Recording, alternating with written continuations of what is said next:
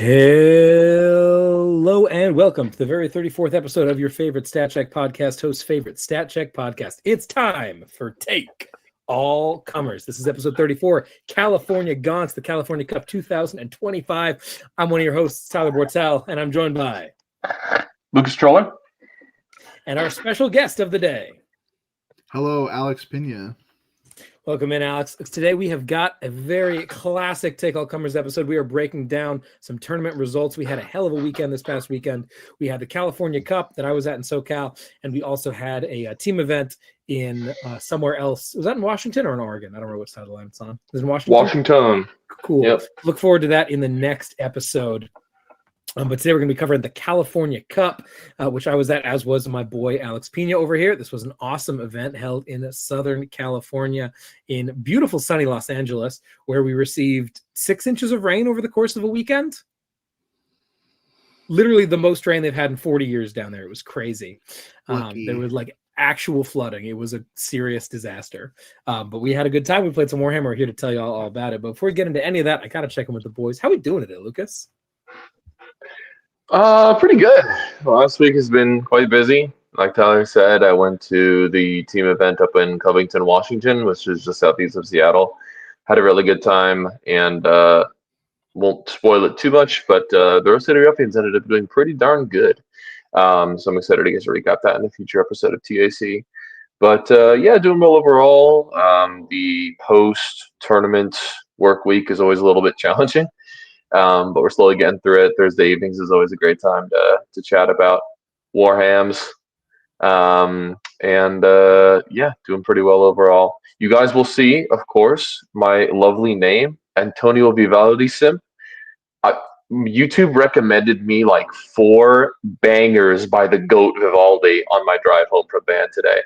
And so yeah, I'm in a concerto-esque mood right now, and it's making me very happy. And yeah, so doing very well overall. How are you, Alex? I'm good, man. I'm finally back home in Washington. I had been gone visiting family and otherwise traveling for the last month. I got to do a GT in Denver, which was so fun. Shout out to the boys at Collectomania to kind of warm up for this GT. And then I got to play at Cali Cup, which was bookended. We had an anniversary trip, me and my girlfriend Daniela. I got to see Grizzly Bear, which was one of my favorite bands. It didn't start torrentially downpouring until the tournament started, which was great. So yeah, LA rules. Shout out to Green Banner. Fucking killed it. I mean, if you know, you know. But if there's a Green Banner event, you guys should go to it. Oh yeah, brother. For a sec there, I totally forgot about the band. It was like, oh damn, you saw a fucking grizzly bear? That's awesome, bro. I love that for you. Yeah. But yeah, very nice. Absolutely shout out Green Banner. And also, more important than even that, check the description. First link below that like button is for West Coast Warbands. Lucas, what the hell is that? Dude, this is going to be a really sick 8s event that's going to be going on right here in Portland, Oregon. And it's going to be on February 5th, 6th, and 7th, I believe. It's going to be a 3-day event starting on Friday morning and ending on a Sunday evening. I think the folks there are doing hotel room blocks. So if you and your team need somewhere to stay while you're in Portland, the hotel is, I think they're doing some kind of discounted rate. I don't know exactly how it works, but you can very conveniently stay right in the hotel where the venue is going to be held. And I think we have room for some 30-something teams, and we're starting to get some signups here. So if you and your buddies are interested in teams, the goal is to have this event be kind of like the true West Coast version of Challengers Cup, right? Like actually on the coast, not 3 states in. So yeah, we're really excited for it. And all the TOs in Portland, or a lot of them anyway, are working together on this event to make it as good as it possibly can be.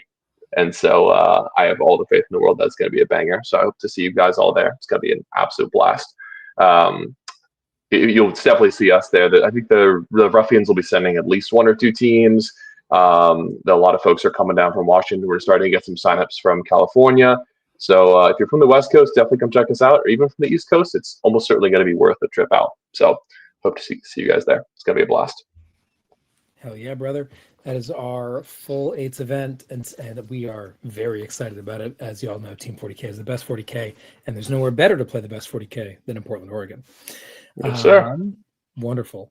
I skipped over giving Alex a chance to ask me how I'm doing, but I've had a super cool week. Readjusting back from this event always is a bit of a high to come off of. Been playing a couple of games, doing a little bit of hobby stuff. I hobbied up some Necrons actually for Mr. Naj, who unfortunately cannot be with us tonight as he is visiting with family. But so I had a lot of fun painting those guys. Been a bunch of real world stuff going on, moving on some cool job kind of things. So that'll be kind of fun. Just signed with a new agency, so that'll be cool. Just having a lot of fun sliding into this holiday season where things are about to get real chaotic. Really happy to kind of end on this as my last major event of the calendar year. Very excited about the next calendar year. Very excited about this upcoming GW event in Palm Springs in January. Freaking crazy that they would drop an open on us with 56 days notice, but I'll take it. The last time they had an open in SoCal was in San Diego, and it was honestly my favorite GW open from a venue perspective. I mean, partially because it's San Diego, but also like it was just a gorgeous place and a really, really lovely time. SoCal people are always a good time. So excited to run it back in a couple months. But anyway, shall we jump into the actual event itself, boys? Let's do it. I think Let's so. do it. Alrighty, Mr. Pina, tell us a little bit about what glorious soldiers you've brought forth in your army for this event. Yeah, so a little bit of context. I've been jamming Raven Guard, the Shadow Mark detachment, since it got leaked. It's kind of a full circle for me. I built Vanguard at the beginning of the edition, played around with it. Then it was a Death Watch boy for the first half of the year. I took it to a GT before I left for traveling, and then I took it to Denver. I really enjoy it, but it is a very like wrinkle brain army where you kind of have to do a lot of tricks. You do a lot of wiggling. It's not really a stat check. And then Tyler gave me a really good piece of advice where it's like, there's going to be 8 rounds here. Do you want to do that? And you want to win and sweat your ass off? Or do you want to play something that's cozy? And I was like, I'll play something that I know. So I picked my comfort army.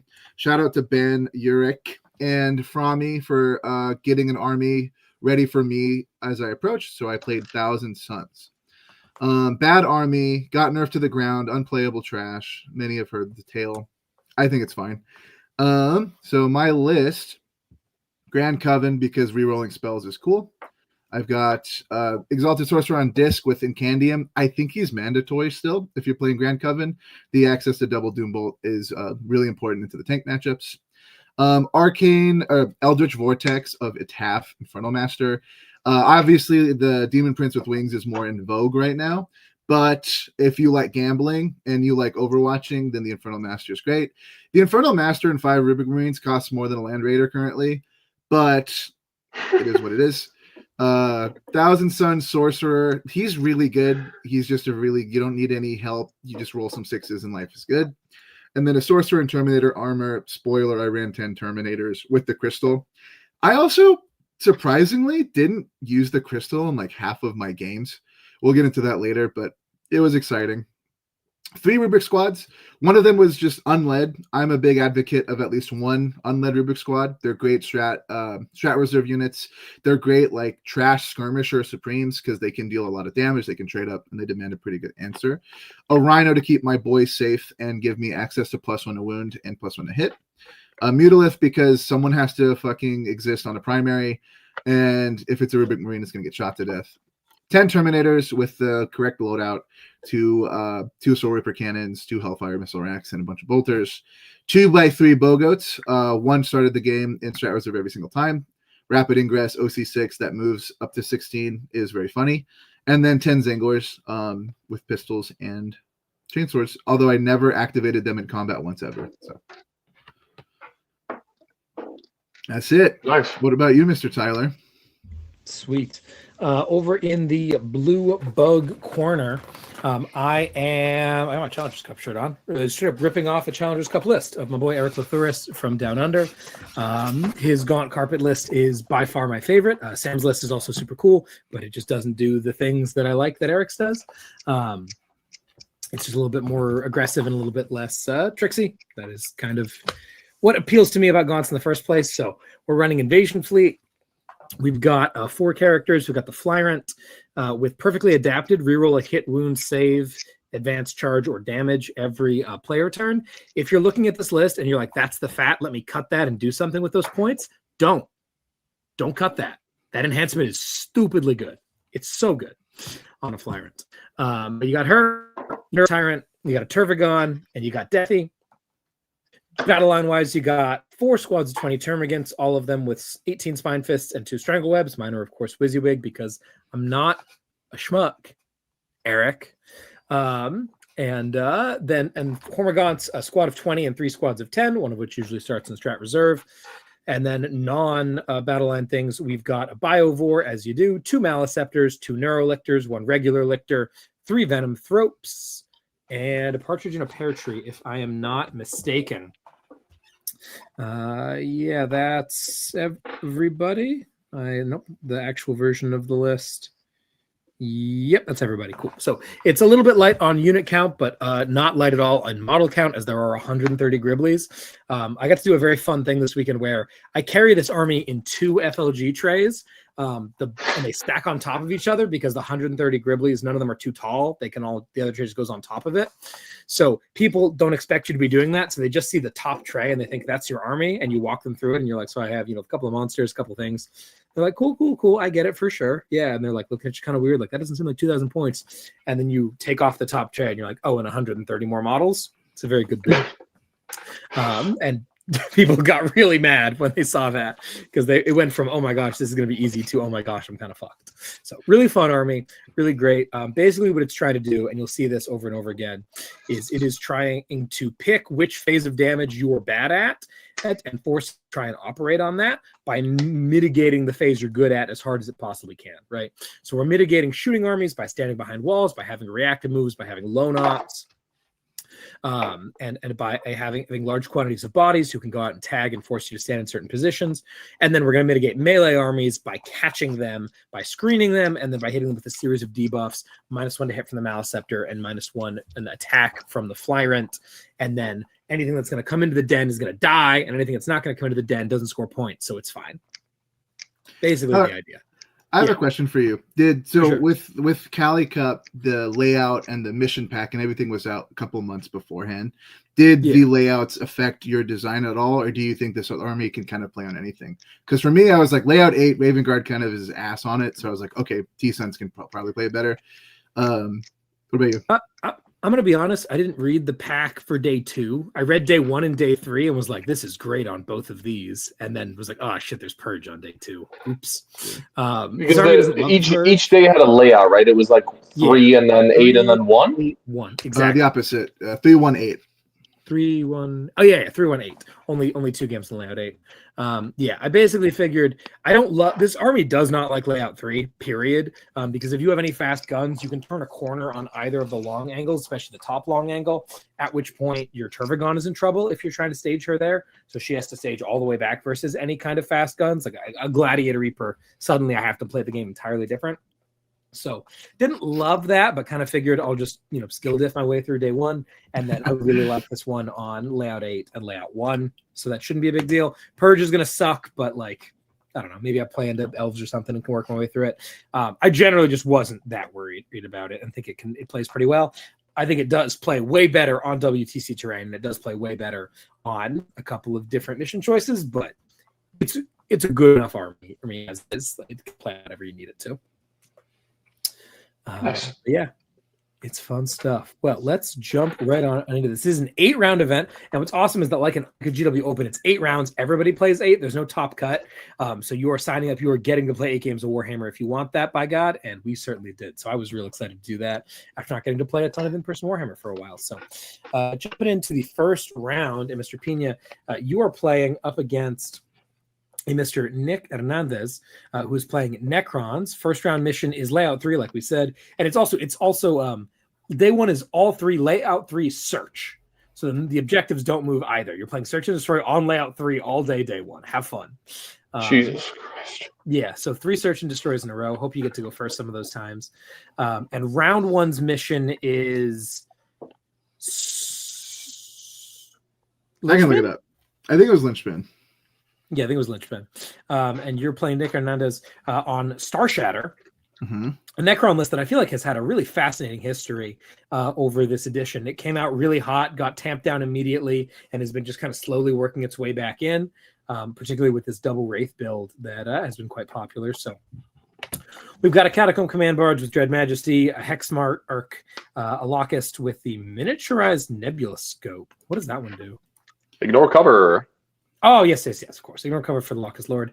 2 Technomancers, a Reanimator, 2 Bricks of Wraiths, 5 Death Marks, 2 DDAs, 2x5 Flayed Ones, a squad of Locust Destroyer, a singular Locust Destroyer, 3 LHDs with Enmity Exterminators, so he's got the Lord with the 3 dudes with all the shots, and then 2 Triarch Stalkers. Notably playing double Wraiths here without either Crypto Thralls or, what are the new guys called? Sites? Something sites? Something like that. I don't know. Macro sites, right? That sounds right.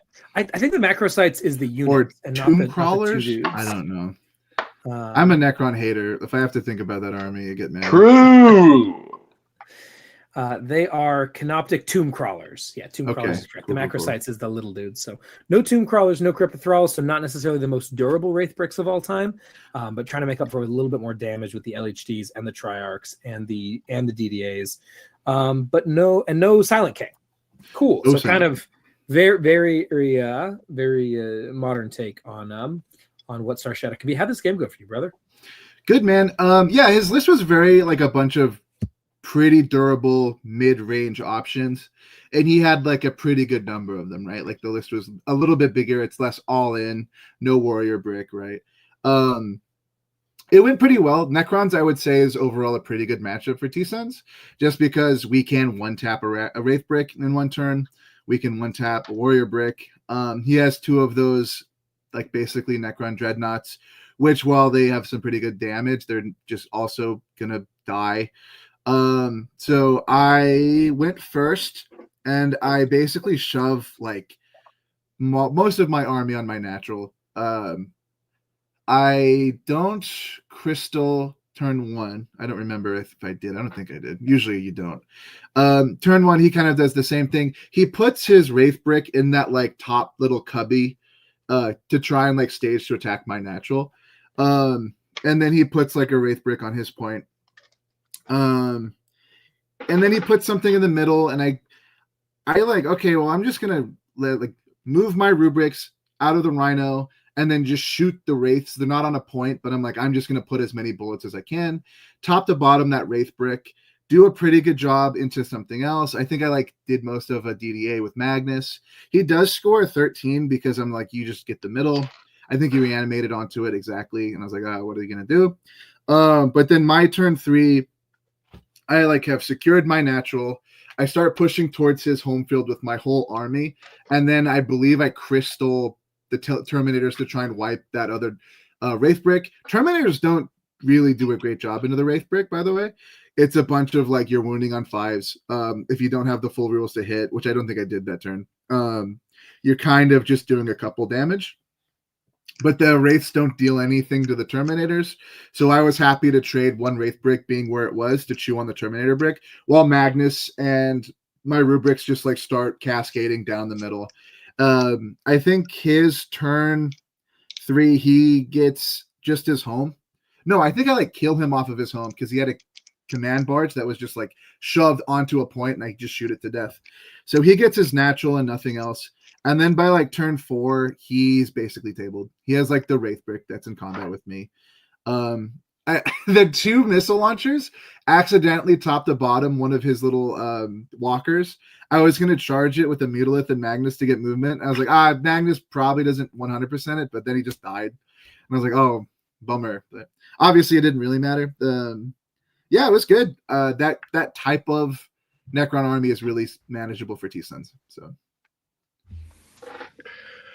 Do you think this hypothetically would have been more challenging with the King? I mean, we Yeah. see him most often in this detachment with -1 damage, and like, I'm just thinking about the game theory of this. -1 damage is really good into T-Suns, but also a no mortal wound defense massive moron is also very susceptible to getting slammed for 10 mortals before anything happens. So do you think that would have been harder for you or easier? It's different. I think it's lateral with a slight harder in my favor. Like, I think it's harder for me just because Magnus, it's one more thing that can one tap Magnus if he rolls well on his Menhirs. Usually when I play into Star Shatter, I try and go after the DDAs and then let everything else kind of live. But as long as I can deny primary, I think it's a lot for you to understand. Like, you don't need to shoot the Wraiths because then they can't reactive. If you just put more OC and let that unit die, that's okay until you can kill everything else, and then you can send your whole army at the Wraith break. With the Silent King, if he just YOLOs it on the middle, that becomes really tempting. But at the same time, you kind of have to have the diligence to be like, we'll get to that guy later. We can just play around him. We're usually faster. Yeah, fair enough. I was thinking about maybe his indirect being annoying given your relatively limited amount of trash. Like him maybe scraping up the guys in your backfield or something early on might be a little bit more. But obviously, like you say, it's a big investment. Yeah. So we also have access to sticky objectives. So, like, if he does spend one or nice. 2 turns chewing on that, we can just sticky it. And then if, like, turn 4 or 5, it's the disc guy versus some Ophidians, then we're okay, you know. Usually, Necron players need their trash to score points early. So if they're uppy downing some trash late in the game, it's usually fine. It's manageable. Yeah, I was going to add that, like, this seems like one of those matchups where it's real good that T-Suns are a submarine in the meta. I imagine those Wraith bricks are a lot tougher to chew through with a spider in between them. Oh, 100%. It is so obnoxious. Yeah. Also, Bogoats existing, like, does so much mental to the Technomancers. Where it's like, yeah, man, they have precision built in. I can just get lucky and one-tap this, and suddenly it's not a problem. But... yeah. Tyler, did you play? Oh, go for it. I was especially on GW3 where there's not a ton of great walls for the Technomancer to hide behind. Like, no, not at all. Totally. Yeah. You played Jordan Glen Hill, is that right? Round 1? That sounds right. Yes, Mr. Company of Hunters. Yeah, I've got his army right here. Oh, sick. Yeah. Nice. Some very cool looking stuff. Yeah. Shall I go through the list? Yeah, please. Tell Lucas about this glorious. Let's play I Spy, chat. Lieutenant with combi weapon. Oh, Raven Wing Command Squad. 3 Raven Wing Command Squads. Tyler, what does a Raven Wing Command Squad do? That's a great question. I would love to tell you. It's Tanner's favorite unit in the entire world. It's 3 idiots, a champion, a banner boy, and an apothecary. The apothecary, shocker, revives a dude. In order to revive a dude, he can't revive the character, but he can revive the banner, and then he can revive one of the outriders that they're joined to, so long as they're still joined, i.e. there's an outrider alive. So it's like a really awkward balance of who we can and cannot bring back to life. The banner gives the whole unit +1 OC, and the champion, as you might imagine, hit. I don't know which buffs they actually give to the unit versus what comes from the outriders themselves. Raven Wing Command Squad. So the outriders have +1 strength and damage on the charge. Yep. And then I think while the champion's alive, he gets like reroll advanced charge, +1 advanced charge and free heroic. That's what it is. So they get +1 OC, bring back a guy, and then +1 advanced and charge, free heroic. All come from the command squad. And then they have like a smattering of gun because they have the plasma on the bikes, whereas obviously the average have the bolters and some decent melee as well. Yep. 3 outrider squads attached to those, as you said.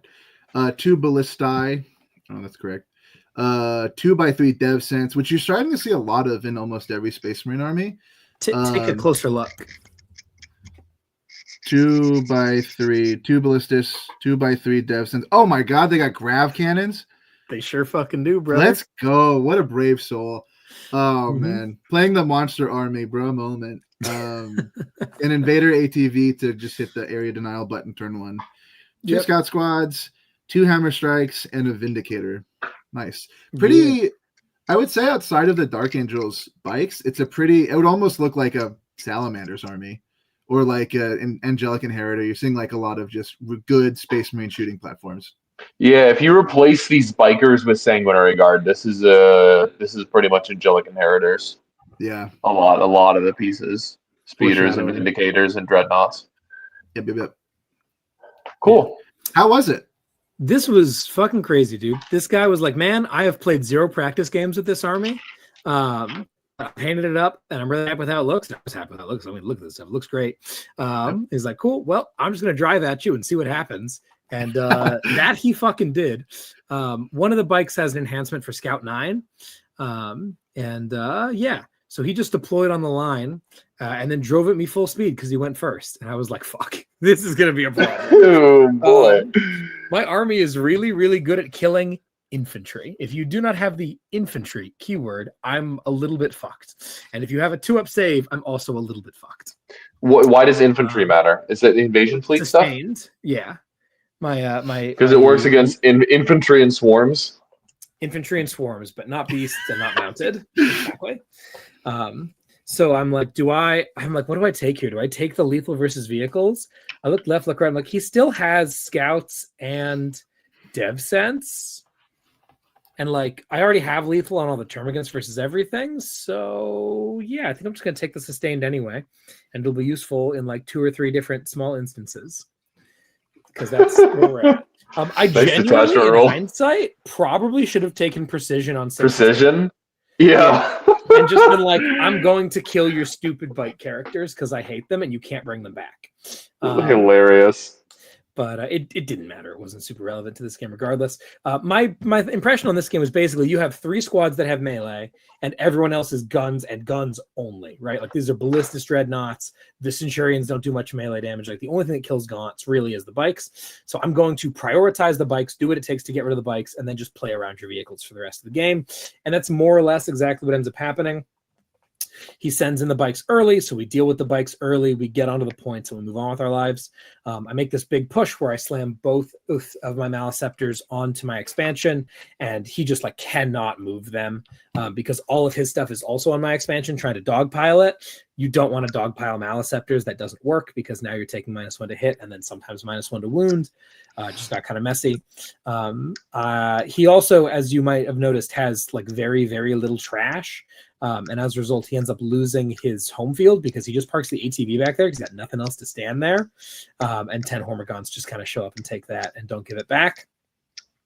So yeah, not the craziest game in the world, but definitely got a little bit sketched out with how hard this guy could hit the gas and was fortunate to be able to push back against it. The primary ends up going 3-13-13-15 for me and 3-3-6-3 for him. So like that's kind of the whole game right there. And then on top of that, the secondary is also in my favor. So this ends up being, I think it ends up being an 18-2 in my favor. Really fun game to start the weekend out. Definitely a lot of things that kind of sketch me out a little bit. The bikes, man, they're real slippery and they very often like the one guy gets away and you just keep trying to hammer him down to get rid of him. Just couldn't. Really what was great about this though is that it really gave me some insights into how layout 3 plays for this army, right? The Maliceptors being your anchors is kind of funky. Like what do you want to do with them exactly? Obviously one of them is going to go to your expansion. Crazy, I know. But does the other one go to the middle? Sometimes. Does he go try to harass your opponent's expansion from the wide flanks? Basically never. So instead he kind of plays this like weird midfielder role where he can kind of flex toward the expansion or toward the center at any given moment. And positioning him with that in mind at the beginning is real crucial to getting to have him execute. So it was neat to see that up close and personal before it happened in a game that mattered too much. I also got very familiar with the sightlines on layout 3. I did do one practice game into our buddy Donald on layout 3 to make sure I understood how this was going to work. And like the ability to cut the long angle into the Gaunts is really limited. You'll see here that I've got kind of all of my Gaunts kind of up and then a squad that are down, and those are just completely uninteractable. You can have both. Even though this angle looks really scary, there's just a Deathy and a Neurolictor there, so he's not interfacing with it at all. Big takeaway, pre-measure all your stuff on TTS, figure out where you can and can't go on each of the layouts. There's not that many of them. It's just really important as a commitment to winning. But yeah, that's round 1. We both end up on top. Cool. Wow, company of hunters, huh? Yeah, it's one of the detachments of all time. Actually, fuck this detachment. This was such a problem. That detachment is army-wide, fallback, shoot, advance, and fallback, shoot, and charge. Army-wide. That is not a thing that my army wants anything to do with. That is an absolutely terrifying thing to deal with as a tag everyone and sit in combat army forever. So his damage was way better than I expected it to be because I just could not keep him in place no matter how hard I was trying. So that was pretty scary. Like that's a valid detachment. I don't think that he's like crazy for playing that at all. There's also like I think that's a kind of cool list because he really is min-maxed the number of units he has, which actually probably is like really harms him in your particular matchup because I'm imagining there was a bunch of like he hits a Gaunt squad for 10 casualties, he hits a Gaunt squad for 8 casualties, he kills 12 Gants, and like that's exactly what an invasion fleet wants. But I'm imagining into some other armies like there's totally scenarios where you can just get overwhelmed with the quantity of 3 and 4 wound models that he's throwing at you. And then there's also like 2 speeders and a fucking Vindicator behind it all. And 2 dreadnoughts, man. The firepower is punishing. He went for a really aggressive turn 1 line. He you can see from the deployment here where my Flyrant is, he oathed the Flyrant top 1. That's and I was awesome. like, excuse me? And everyone advances and shoots all the time. He advances his ballistas around the corner and sees him. I knew that was going to happen. And then he advances the speeder in the back there. And I'm like, we measure some, like, you need a 3 to get in range. You can't get in ultra range. And he's like, cool. Rolls in advance. It's a 2. Fuck it. Top 1, only CP. CP reroll. Rolls a 3. Fair enough, Chief. Go get him. Damn. Okay. That's fucking crazy. Steal, right? Fortunately, they ran in, and that enhancement is a massive lifesaver. Pop free strat, feel no pain, have a free reroll, have 1 CP for another reroll if you need it, and just make some saves. It's real good. But really wanted Slay the Warlord. He did, dude. First Blood and Slay the Warlord in the same activation, man. Like that's old school cool right there. Yeah, I mean, if you don't know the matchup, playing aggressive usually is the move, right? You're like, absolutely. I don't know about that aggressive, but like, I think it was totally the right move. I think if he kills my Flyrant top 1, I am really sad because I'm going to struggle to kill anything in his army, and it's minus 10 CP for me. So like, please don't, or sorry, just minus 5. Sorry, it doesn't work then. But it's minus 5 CP and some results. So anyway, was very cool. Props to nice. I don't know how his tournament went, but yeah, I hope he did well. Moving on into round 2, still on layout 3, still on search and destroy, but now we are on Scorched Earth.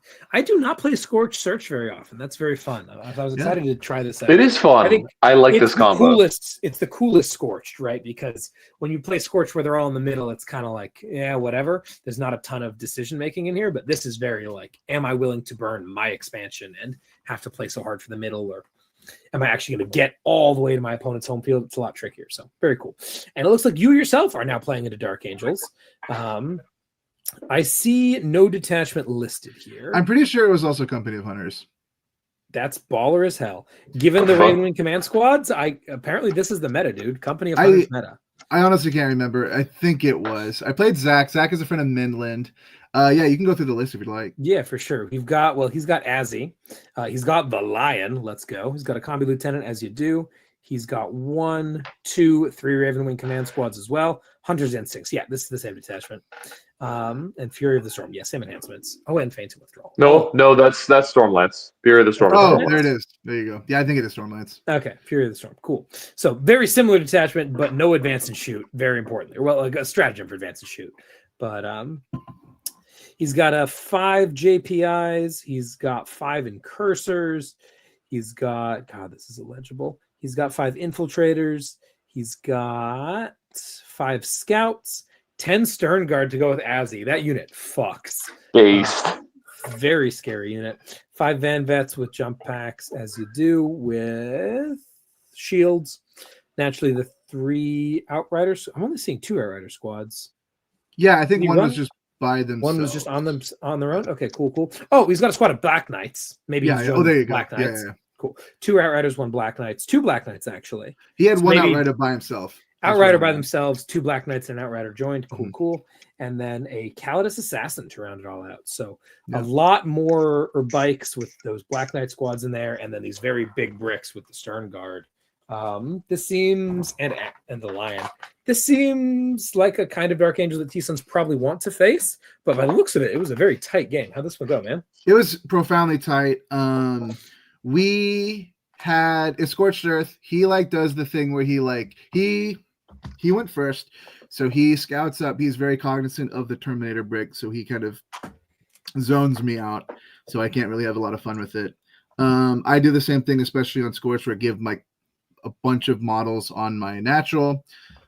He rapid ingresses one of his bricks, one of his I think Black Knight bricks, just barely kills a Mutalith, and then I kill that brick like surprisingly easy.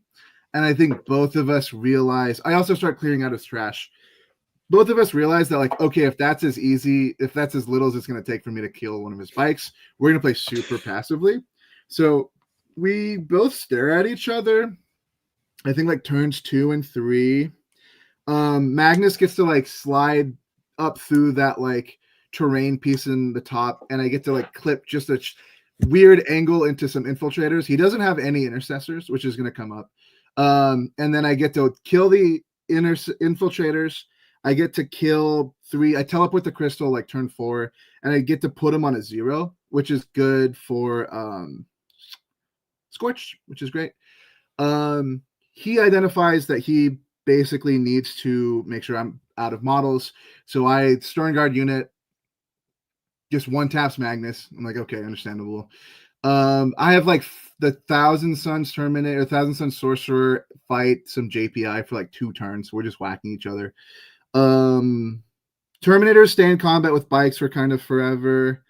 The middle turn 5, he comes down. He shoots the rubrics I have in the middle. He draws what was it? Defense Stronghold. And so this is something that we had kind of a miscommunication I feel really bad about. Whereas like I was under the understanding that he knew what T-Suns did because he said he practiced into the rubric Marine Detachment. So there was a misunderstanding about what Zangors could do. So I picked them up, and then he hadn't zoned out his backfield. I try and tell him it's like not a huge deal because I can move anyway, and he just had a Calidus back there. So it gets a little contentious. The game wasn't very feel good at the end of it. I apologize to Zach for that. It's really awkward in those moments, especially when it's such a close game, which it was. I think in the future we should have just called a judge, but it was a very high emotional moment for both of us because I was operating off of a certain understanding that he knew, and then he was operating that he knew something but didn't. So I get to pick up double move, which is a T-Suns classic. Pick up the goats, double move onto the point and burn it to get 45 primary at the very end and then win by like 2, which is exciting. We love a fucking haymaker at the end. T-Suns, and this is something that's going to keep coming up. T-Sun, my army has 11 activations, like max. And I scored very little secondary. I think I scored like 18 secondary throughout the course of the game, just because in these big haymaker matchups, I just don't have like action monkeys. I've got 2 action monkeys, and one of them, if it goes in the middle, it's just dead. And the other one, we just need to use all of our damage all the time. So we either win pretty big or we play this really big nail biter where I think most of my games I was just tabled by the end of it, but I was able to deny enough primary and or table my opponent that it didn't matter. Yeah, fair enough, man. Sounds absolutely brutal on the bloodbath front. Dude, it's scary, especially when like your spells don't go off and there's like land fort alive, which spoilers. I'm like, I'm cooked. But thank God land forts do negative damage and it's all okay. Yeah. How about you, Mister? You played some warbands? Yeah, we got berserking warbands. This kid's name is Mason, just spelled in the most confusing way possible. Yeah. He has an I and 2 S's in it. He apologized for that during the game, which I thought was kind of silly. But that's funny. He's a fun guy. And he's running Demon Prince with Helm, classic. Karn, classic. Master of Executions, I feel like it's fallen out of vogue, but has a Berserker Glaive, which seems fun. Slaughterbound, love to see it. 20-man Berserker Brick, all the rage, so hot right now. 10-man Berserkers, a Rhino, I assume housing the Berserkers and Karn. 3 Spawn, we love it. 3 Exalted, 8-bound, 2 Forge Fiend, and 2 Jackals. A lot of Spawn. Yeah. You misunderstand who goes in the Rhino. It's the Moe squad with the 10. Karn joins the 20. Ooh. Sick. Okay. Yeah. He's going to betray some motherfuckers this game. Yeah, sure fucking is. I was asking him, like, why don't you take the, where's your Juggerlord? And he's like, nah, dude. Karn does more damage. Damage wins games. based. Chad mindset. Even on. What's incredible to me is that he says that to me with a straight face, and then this dude plays like a complete bitch. Like, absolute, very cautious, gonna stand behind my walls and wait for the game to come to me. And I'm like, okay, dude, rock and roll. Shout out Mason. Yeah, absolute legend, dude. I mean, it was the correct move. I was so annoyed because he went first, and I was like, oh no, whatever will I do? He's gonna run at me. Why aren't you running at me? Yeah. So we had a really cool game. I've played World Leaders a lot. You can actually, there's 2 different games you can watch of me playing this army into World Leaders on TTS. Lucas and I did a stat rep that you can check out here on this YouTube channel. And then I also played into one of the Swedish WTC guys on a very different flavor of World Leaders in the Vesla League. You can check that out somewhere if you search Vesla. Veizla, Tyler Bortel, World Leaders. Tyranids, you'll find it. That was a very different build. That one, Lucas and I did the 50 Zerkers, and then he did the super MSU double Forge Fiend. You would think that the Forge Fiends are really helpful in this matchup, and they make things really complicated. And you would be right; they are very complicating for the World Leaders player, because if they are not within 18-inch range. Take a guess how many Gaunts a Forge Fiend with plus 12 shots for blast kills without being within 18. Like 5. Yeah, they have 2, 4, 6 shots plus the 12 is 18. They hit on 5, so they hit 6 times, they wound 5 times, they kill 5 Gaunts. Exactly correct. And then I get all of those Gaunts back. And if they are 18, pretty cool. Does a little bit better, but they're still stealth. So like that 18 shots goes up to 21 shots, hitting on 5s, re-rolling, which becomes 11 hits and kills like 9. It's still not that good. So I just don't really care about them. This guy, oh man, props to this kid. He shows up with 2 Forge Fiends and 3 Forge bases, and his Forge Fiends are not attached to their bases. And every time he moves one, he doesn't pick anything up. He just removes the Forge Fiend from the base, measures on the table where the base is going to from where it is, puts the other base there, and says, that looks legal to me, and puts the Forge Fiend on the new base. Sick. That's the way to do it. Absolutely. We love a carpenter, folks. 100%. So that was great. But yeah, so he flings one of these guys down the line and takes some shots. He gets to the 18 of a Gaunt squad. He's like, huzzah! Let me get him, and kills 9. So then they all come back. And other than that, he kind of stands behind walls.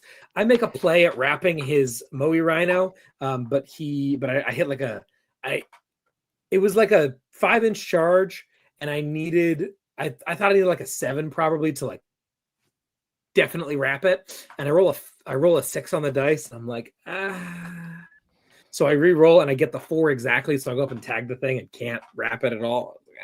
It's fine. But that Forge Friend that ran out is the only legal target for me. So both my Maleceptors shoot it and it dies. Never expected that to happen. On average, it takes like 9 damage. So it's like only 1 above math, but like it was pretty cool. And then he like stages real aggressively in a couple places. I sling Hormagaunts around, start killing Jackals, start killing Goremongers, or no, just double Jackals. Mm-hmm. So that's all fine. And basically, I stand there and I'm like, hey, do you want to send in your 20-man Zerker blob to kill my here's the thing you got to know about this event. This was the only thing done at this event where I'm like, that's incredibly cringe. What are we doing? Oh yeah.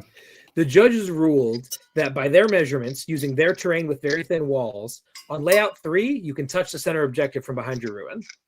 Boom! It was a good-ass day to be a combi lieutenant. Absolutely. It was an incredible day to be a Termagant, I'll tell you that much. Yeah.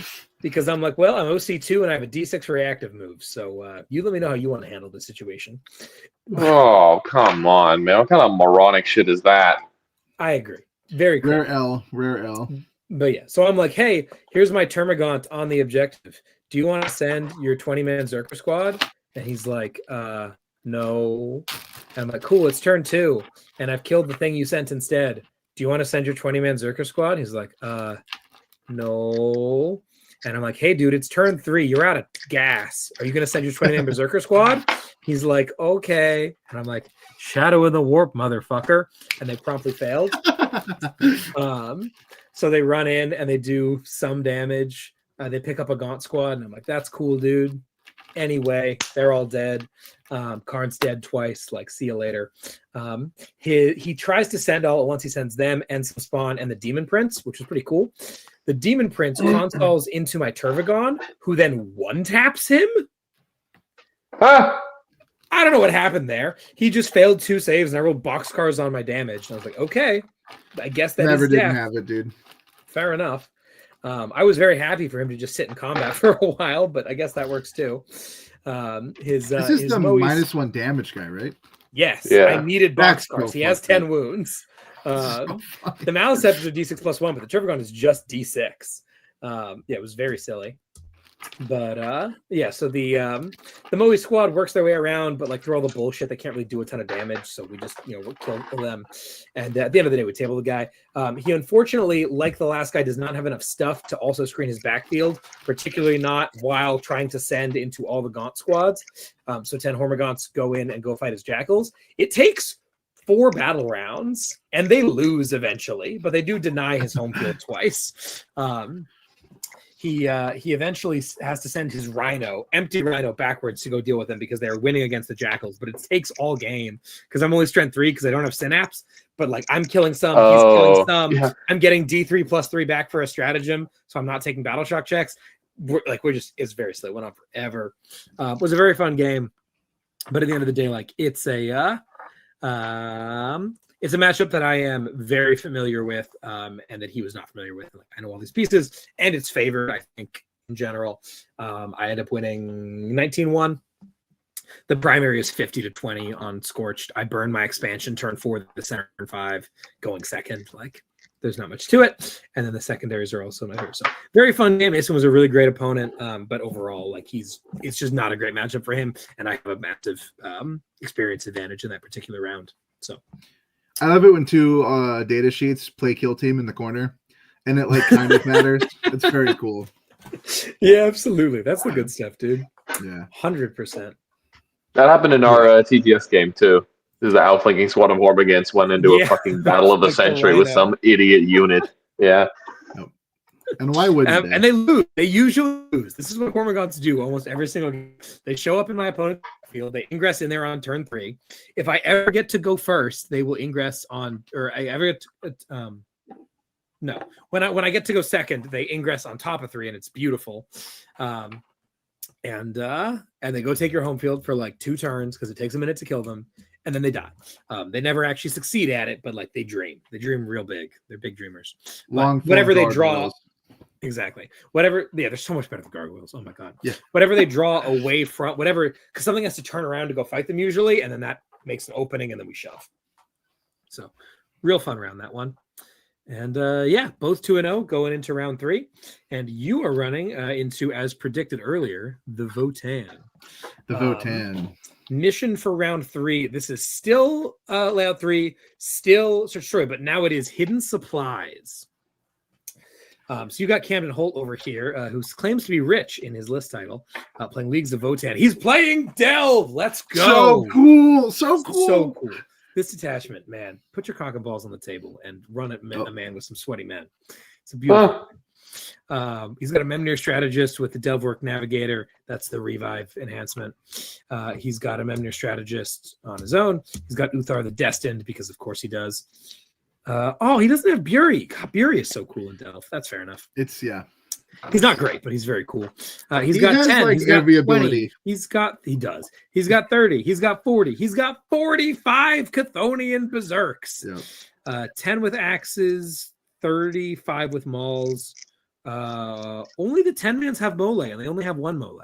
Interesting. Mm-hmm. He just brought it to shut up Overwatch. Yeah, for sure. And also it's really good off the revives, but like, yeah, it's free. I don't know why you wouldn't take it. He's got a single Capricus. He's got triple land fort, all with Magna Rail cannons, and 10 Jaegers. And that's the list, baby. How'd this one go? I got to say, and this is, I don't know what it is in the water, but this is the start of like a 4-round series where we had some very high vibrational games where these people are great. If everyone I played was awesome. These guys, Camden, shout out, Riverside Ripper Swarms. We had played them.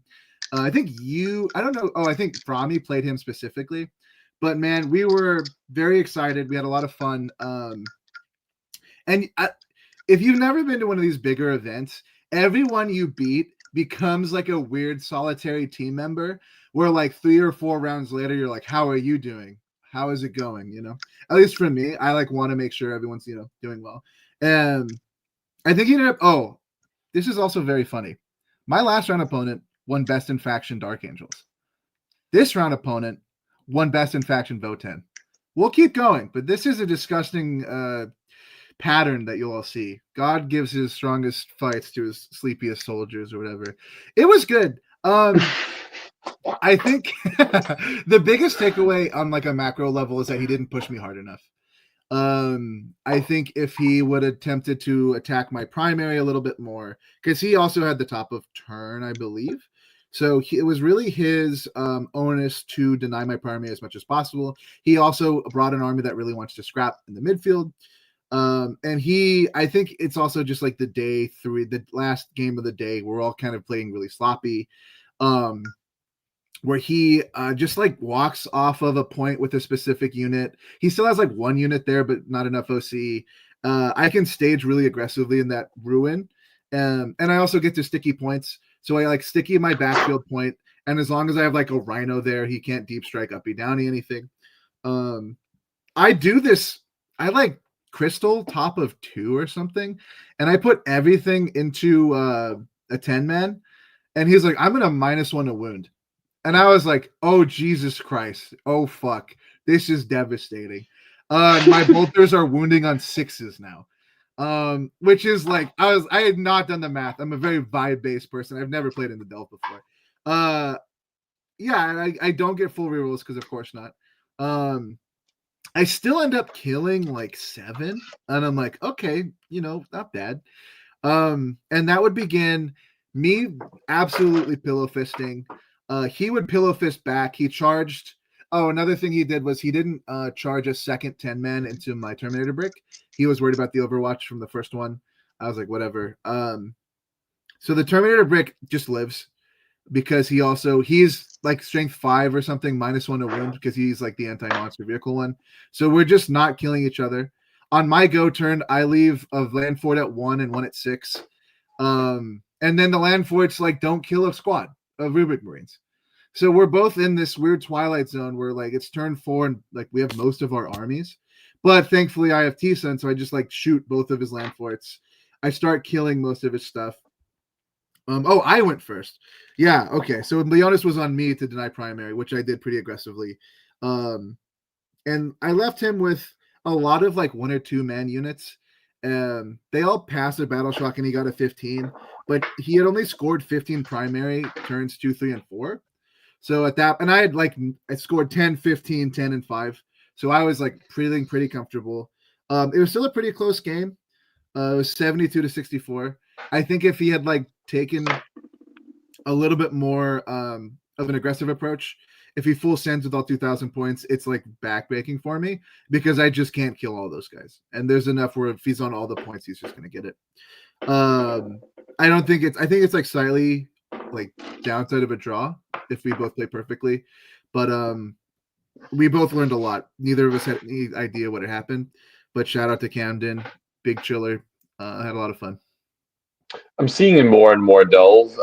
Naj played against it as well at the campground last weekend, and that attachment is really cool. I think it's definitely going to take some time for folks to learn the optimal play patterns. It has the core Votan elements of the army rule, but like it plays so fundamentally differently because I feel like it wants to live in offense for so much of the game. Whereas the other detachments are mostly like, I'm just going to be tanky and go straight to defense and play good data sheets. And Delp's like, yeah, I'm going to fucking charge and kill your ass, which is cool. It's definitely going to take Votan players a little while, like you say, to learn the correct way. Because if you played like, I don't know what's a reasonable number of games since the Codex has come out, but let's say you played 30, 40 games with Knee Guard and Hearthband and Brandfast, where you're mostly just using defense. Yeah, charging your opponent on turn 2 with mega fast berserkers and playing aggressively like that is going to take you're going to need to learn it and internalize it a little bit because it's not the normal play pattern you're used to. as someone who plays aggressive armies, it's like, yeah, you just got to go and like attack your opponent. You can't wait for them to come to you always. Yep, you have the W button. They also can uppy downy, which I think is something we talked later. I was like, if you do this, I probably lose a lot faster, because every turn I was like, what do you have in the sky? He's like, I'm on the ground. I was like, thank God. Because if he was rapid ingressing a 10-man, cleaning my natural, and then like rapid ingressing a guy somewhere else, that would have been really, really bad for me. Honestly, this is the closest I've gotten to being like, do I play Am I a Votann player? We'll see. Probably not, but it was such a cool list. The uppy downy into healing the mole launcher in particular is devastating. Yes. Yeah, that's really good. Also, the detachment has a lot of synergy with the indirect teams. As much as they were bemoaned by the community when that data sheet came out, that has a massive synergy. Especially with with that uppy downy stratagem, right? Like you use the 6/1/1 to clear out your opponent's trash, and then in the mid game rather than the late game, you're going back there with berserkers and launching these 6-inch charges with Delbert Navigator. Yep, pretty good. Yep, I think it just needs a little bit more trash. The 1 unit of Jaegers carried so much fucking work for him, and then I got to clear it. Like if it was a different primary mission, that would have been worse for him, but. Fair enough. What about you, Mr. Tyler? You played Stinky Marines, Smelly. This is a crazy fucking game. Yeah. Run down this death card list. Mr. Grant Kaufman running Virulent Victorium. Quick reminder, Virulent Victorium is this like death, Index, like the Pig Marine matters. Okay, there you go. Biologus. The one that Ian's been playing. Nice. Okay, 2 Biologus. Demon Prince of Nurgle with Rod of Revolting Regeneration. Lord of Contagion with Demon Weapon of Nurgle. 2 Malignant Playcasters and a Tallyman. We've got 10 Plague Marines looking for a good time, looking like a mix. You got a Plasma Gun, you got Melta, you got some Punchers. 2 Rhinos, so 20 Plague Marines. Identical loadout, it looks like. You've got the Biologus, you've got, 2 Rhinos, Predator Destructor, Death Shroud Terminators, just 1 3-man, probably goes with Lord of Contagion. 1 Roomba, Mephitic Blight Hauler. 20 Poxwalkers, and 2 Brigands. Kind of a retro. How did that go? How was that for you?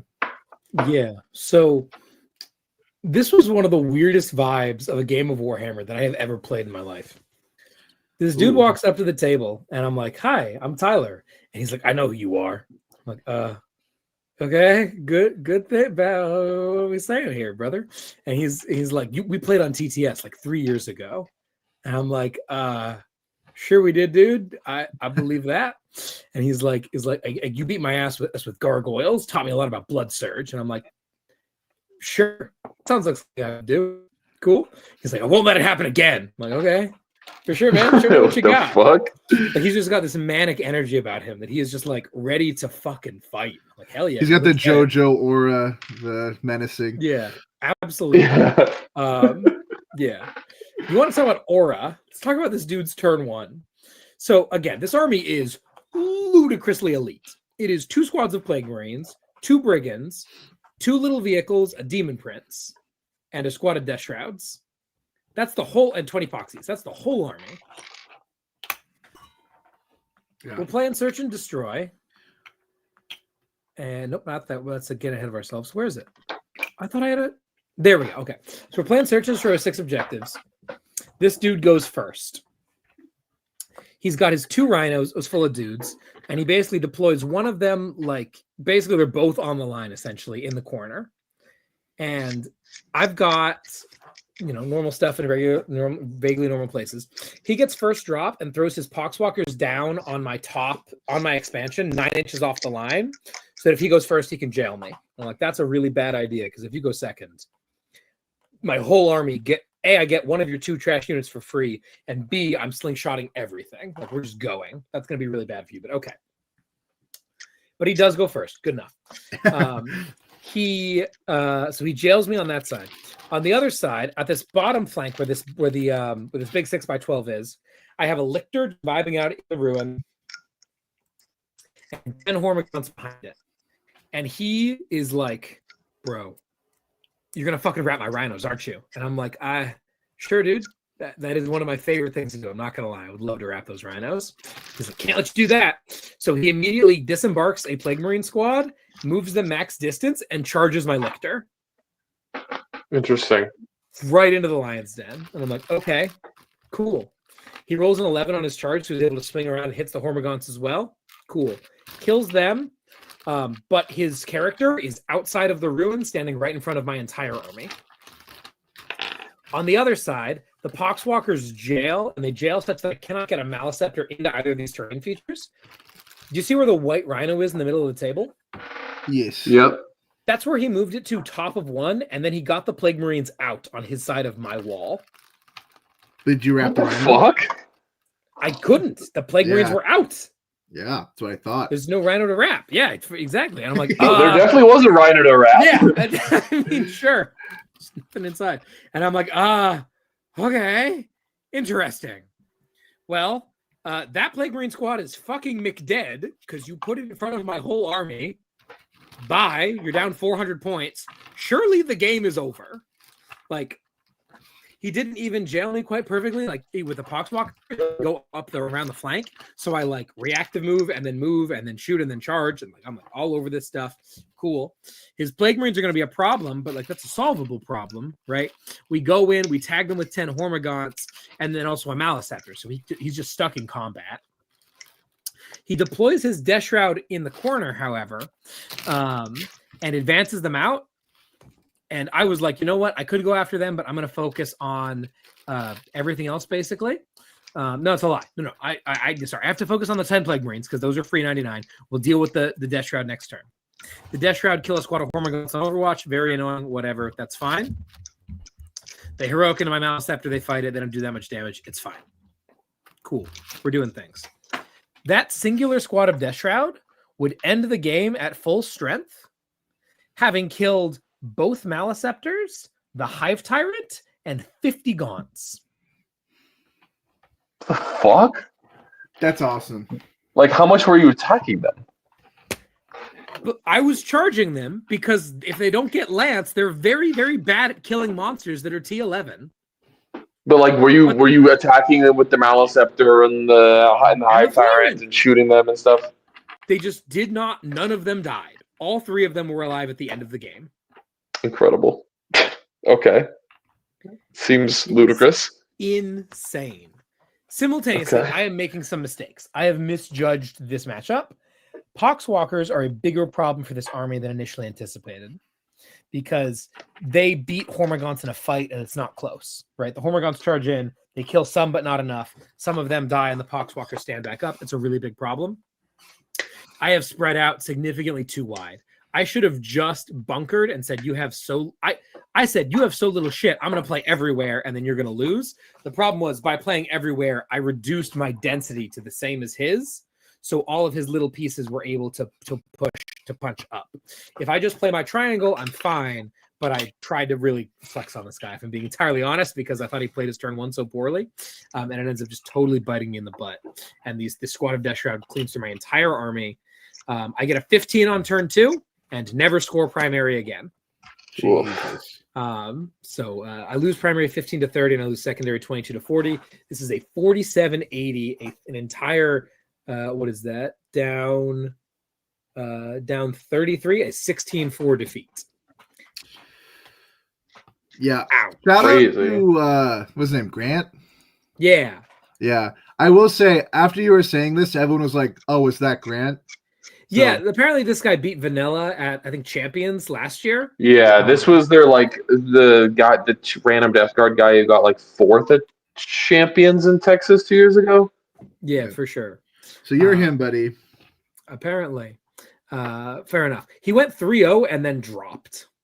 God, pure aura. Dude. Wow. Dude needed to go home and never mind after beating you. Yeah. He was like, I have avenged myself. I have beat this man's ass and his stupid gaunts. Yeah. I will retire to my humble abode. No, apparently he was commuting in from kind of the outskirts of town, and with the storm being what it was, he wasn't feeling comfortable making that drive every day, especially at night in the rain. Yeah, that makes sense. Average fucking desert dweller, by the way. Whoa. No, you gotta understand. The parking lot was on the other side of the main thoroughfare from the venue, so you had to walk through a tunnel to come out to the other side, and the tunnel was flooded. You could not go through it. Yep. Damn. It was a crazy storm. But yeah, so I am unfortunately defeated on day one. Like I said, the plan was just to skill diff my way through these questionable mission layouts for me, and that absolutely did not pay off for me. So we're out of the runnings here, but we're still having a ton of fun. Really cool events, and yeah, props to this guy. He made it happen. I do end up killing all 20 Plague Marines, but not much more than that, honestly. I kill like the squad of Poxwalkers turn 1. And yeah, I never kill his Demon Prince. I never kill his Rhinos. I never touch his Brigands. The Brigands were so annoyingly effective. Oh my god. Especially in Death Guard, where they just have an AP buff. It's so fucked. Yeah, the fact that they get the AP buff and then they themselves ignore cover against objectives. Oh yeah, true. Left and right. Is Death Guard still good? Are people just not wanting to play it anymore? No, I still don't think this army. I think this army is fine. I don't think that this list is particularly saucy. I think that I got greedy and overextended myself, and a couple things worked out better for him than I might have expected. Yeah. Yeah. Cool. It's a pretty average army. It definitely, yeah. I think it's pretty run of the mill at this point. Sure. Yeah. Kind of like a 10-10 machine. Comfortably. I think there was a little bit too much mental kaboom over the drones that were a little too point sufficient. Yeah. There was definitely this is the most crazy army in the game because it's 100 points undercosted. And then it went up 100 points and everyone went, this army's unplayably dog shit. I don't know. It's kind of in the middle, brothers. Yeah. I think that when Mortarian's hammer was at full strength and you were 6-inch deep striking with no recourse, that was a genuine problem. I don't think the VV stuff has ever been that crazy. No. Yeah. Makes sense to me. Good stuff. I'm glad it's gone. T-Sons hate to see triple plague burst. That is almost unplayable. I would even say type is gone. Yeah. Sweet. Cool. So moving on to day 2, and we're moving on to layout 1 all day, and we are now playing Purge the Foe, everyone's favorite mission. Yep. And you are playing into Blood Angels. Blood Angels. And this is Crucible Purge, or is this Tipping Purge? I want to say it was Crucible. It was Crucible round 1. Crucible round Purge. 4. Okay. And then it turned into Tipping. It was Tipping. That's what I was thinking. Okay, cool. So we're playing Angelic Inheritors by Nick Hodson. Yes. Go for it. Mm-hmm. He's got a basic bitch apothecary. He's got 3 jump pack captains, all of which have hand flamers, one of which is a power fist, 2 of which have relic weapons. He's got Don Tizzle himself. He's got a combi lieutenant with ordained sacrifice. He's got the Sanguinor. He's got 5 intercessors, 5 JPI, 2 Centurion Devastator squads, 3-mans. He does have the last cannons. These are just popping up for everybody these days, man. That's what I'm saying. Don't see it personally. I kind of do. It's better. It's like one of their best anti-tank pieces. Sure. But I guess they're also not oath reliant, which is a nice thing to have in Blood Angels. Move forward is ass, but oh dear lord, he's got the 5 Desolators. Ugh. Yeah, we'll get to it. Not again. We're not going back, Joe. 5 regular ass Devastators with las cannons. Hairy moment.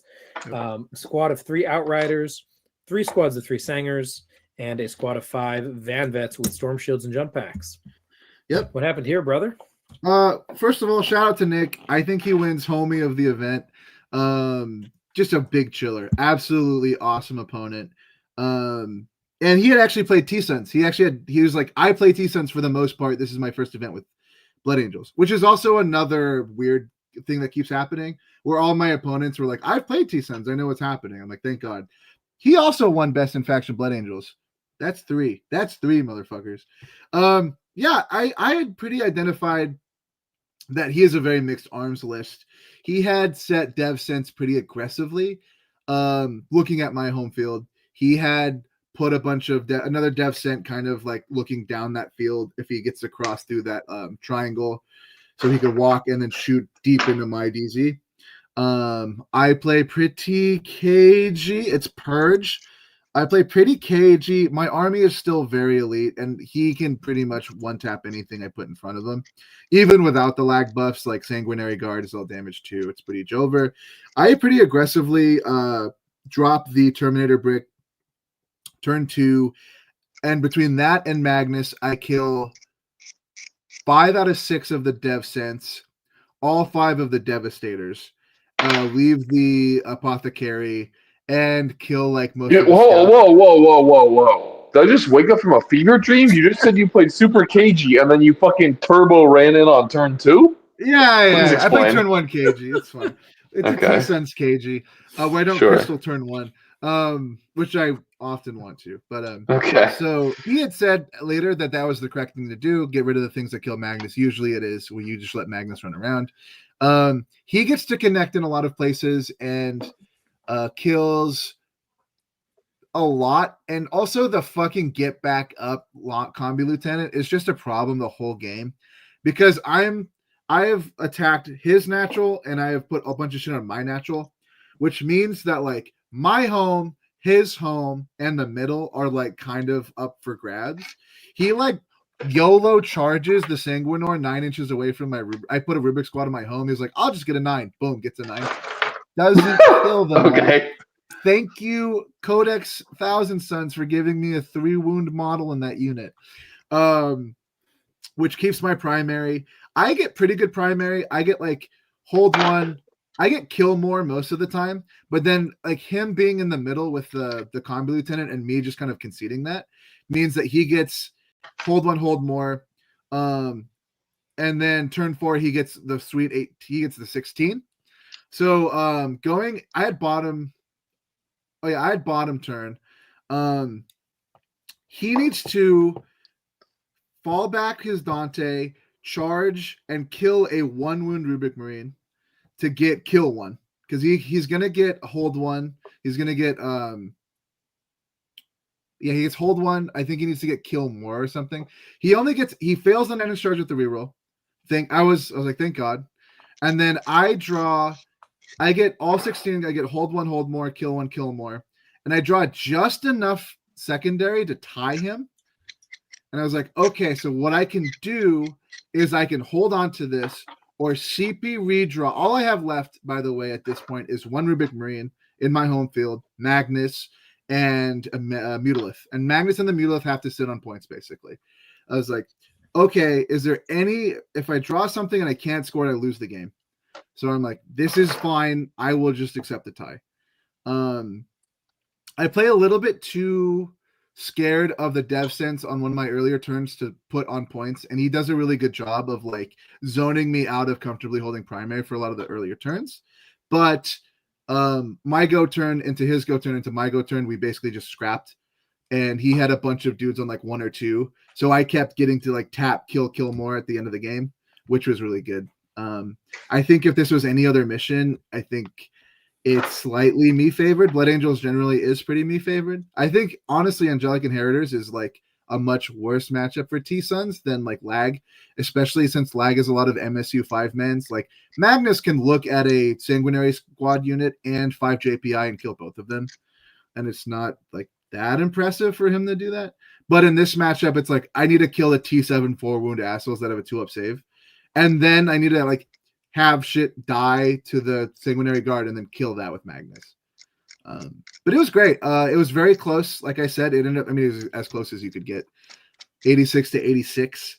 And then Nick and I became like twin stars in this cursed fucking X0-1 thing. And we were X0-1 all the way until day 3. Spoilers, but yeah, great time, great game. Lovely opponent. And nice. Yeah, Mr. Tyler, you played a certain detachment, a certain meme detachment, a Wrath of the Rock, fake narrative detachment. Oh, did you get a Wrath on? Why the fuck are there so many Dark Angel players in this event? Who knows? There's something in the water, man. I don't know, dude. Jet 2 Holiday. Southern California, there's no fucking water. Yeah, list name Jet 2 Holiday. Asriel, the Lion, Raven Recommand Squad, Intercessor Squad, 2x5 Deathwing Knights, Fucking, we love an Eradicator squad. 2 Eradicator squads. Gladiator Lancer. 6-man ICC. 6-man Outrider squad. That's a squad with some hair on its chest. A Scout squad. And a data sheet you can only get from the Vanguard Space Marine Start Collecting box. The Suppressor squad. 75 points. How was that? That's exciting. You don't see that anymore. Suppressors? No, Yeah. you don't. Yeah, how did the Eradicator and Lancer guy do into the tournaments? I told him at the beginning of the game if he lost, he had to block Tanner's number. And how did this go, Mr. Tyler? Yeah, well, I sure went first on Purge into Deathwing Knights.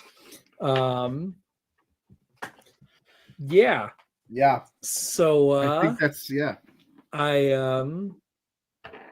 so I top 1 drew Overwhelming Force and Established Locus, and he's obviously behind walls, and I'm like, huh. Interesting. So my Lictor stands in the center and says Locus from behind the wall, and my Gaunts position very aggressively, but not out. And I say, clock to you, brother. The only way you're getting a kill this turn is if you full send your 6-man Outriders with the command squad and come kill my Lictor. Go for it. And he doesn't? Recurrent theme, he says, fuck yeah, brother, I'm doing that. Slams them immediately in. Narrowly doesn't lose his fucking commander to the Lictor and barely kills him with the whole squad. If the Lictor kills that commander and I also get a kill, huge. Huge. But he doesn't. Whatever. So that's 4 points. And then we both get 8s because I'm not able to swing that into a hold more. Because he has this massive Outrider squad that is fully covering the center objective. So I'm not like getting onto it out from under them. I kill all of them because that's not a difficult thing for my army to do. So I get kill and I get hold. And then he gets kill and he gets hold. And I very carefully avoid giving up kill more that turn. And then after that, there is literally nothing that I can do to avoid giving up kill more because I have to play Warhammer. I just have to get my hold mores. So I get kill, hold more on turns 3, 4, and 5 for 44 total primary. And he gets kill, hold, kill more on turns 3, 4, and 5, and then also gets hold more bottom 5. So he gets 50 primary to my 44, and that is the game. We dead draw on secondaries, 23 apiece. Sick Purge the Foe moment. I love it so much, dude. I love going first on Purge the Foe. What's very upsetting, I actually could have won this game. I fucked up. There is a moment on turn 4 when my Hormagaunts take his home and my 20-man Hormagaunts bounces out. He has pushed both squads of Deathwing Knights up, and they have both failed their Shadows checks. Okay. And let me tell you, when Deathwing Knights fail their Shadows checks, Hormagaunts eat them for fucking breakfast. Because they are only T5, so I'm mooning them on 4s, and they can't AOC, and I'm only 1 damage. Fair enough. Like, we're going to town. My secondaries are Assassination and Attempting Target. I pick up my Assassination pretty easily because he has jammed his ICCs in to kill the Death Leaper. But when he jams them in, I Overwatch with Gaunts and kill 2 of them, which was baller as hell. And then he splits up his attacks. He puts Azzy and 2 into Deathy and the other 2 into Gaunts. And he does not kill Deathy. He leaves him at a wound as a result of that. This is because after the -1 attack, -1 to hit. And that prevents him from getting kill more. And I'm like, get skill issue. Okay. And then so Deathy runs away, and I'm like, okay, I have Attempting Target Assassinate. So I eat Azzy. There's my Assassinate. And this 20-man Hormagaunt blob rolls a 6 on their advance. They just appear on his expansion. 3 of them. Okay. And I'm like, okay. He's got 1 Intercessor and the Lion there. The Lion is OC, what, 4 or 5? 4. 4. And the Intercessor is 2. So the Lion is battle shocked because he failed a Shadows check. So currently I am holding it. Pussy. Exactly. Currently I'm holding it. I'll get tempting. But I need to get a fourth guy on there to actually hold it tonight as primary, because he can spend the 1 CP Wrath the Rock strat when the line goes back to OC4 to make him OC5 or to make the Intercessor OC3, either way. And then he'll have it. I could just charge the fucking Intercessors. The Lion can't heroic. I will take the objective. That will happen. But I look at the Deathwing Knights that the rest of the squad is all staring at. There's like 3 of them left. And I'm like, if I just kill the Deathwing Knights and then 6-inch overrun back onto the point, I get 4 guys on there, and like I dab on this guy so hard. Big if. I'm doing the math, and I'm like, just kill the Deathwing Knights. Everyone's famous last words, man. Exactly. And I'm also like, if I don't do that, like they are gonna get to keep marching into my army, like it's gonna be a problem. This was fucking stupid. I should have just charged the Intercessors. If I charge the Intercessors, I score 5 on tempting. He scores an 8 that turn for kill more, but no points for a hold on bottom 4. And that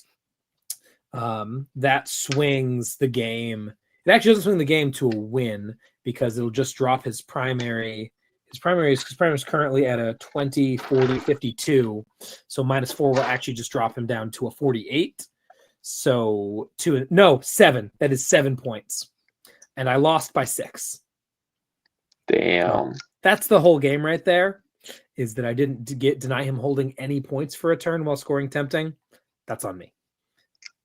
Going first on Purge sucks, but like that's on me. You said you weren't in combat with the Lion or the Intercessor, right? Or were you? No. They can only add OC if they're in combat, for what it's worth.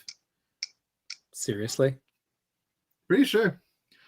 Having played it in one scrim as a sub, I'm pretty sure it's only that. So call your opponent, send them a bouquet of flowers. He didn't like tell me that. He didn't threaten it. I was just You're playing around it, yeah. It is a Grotmus, detachment. So yeah, so I definitely could have simply done nothing, and then I would have won the game. Cool, that's fun to learn. Anyway, message Tanner. Yeah, so we're 2-2 at the middle of day 1. Not anyone's favorite place to be. No, sir. Yeah, brutal. Good game. This is a pleasant opponent. This is another kid. Like, do you remember when I played Purge the Foe at Cali Cup last time 2 years ago, Lucas?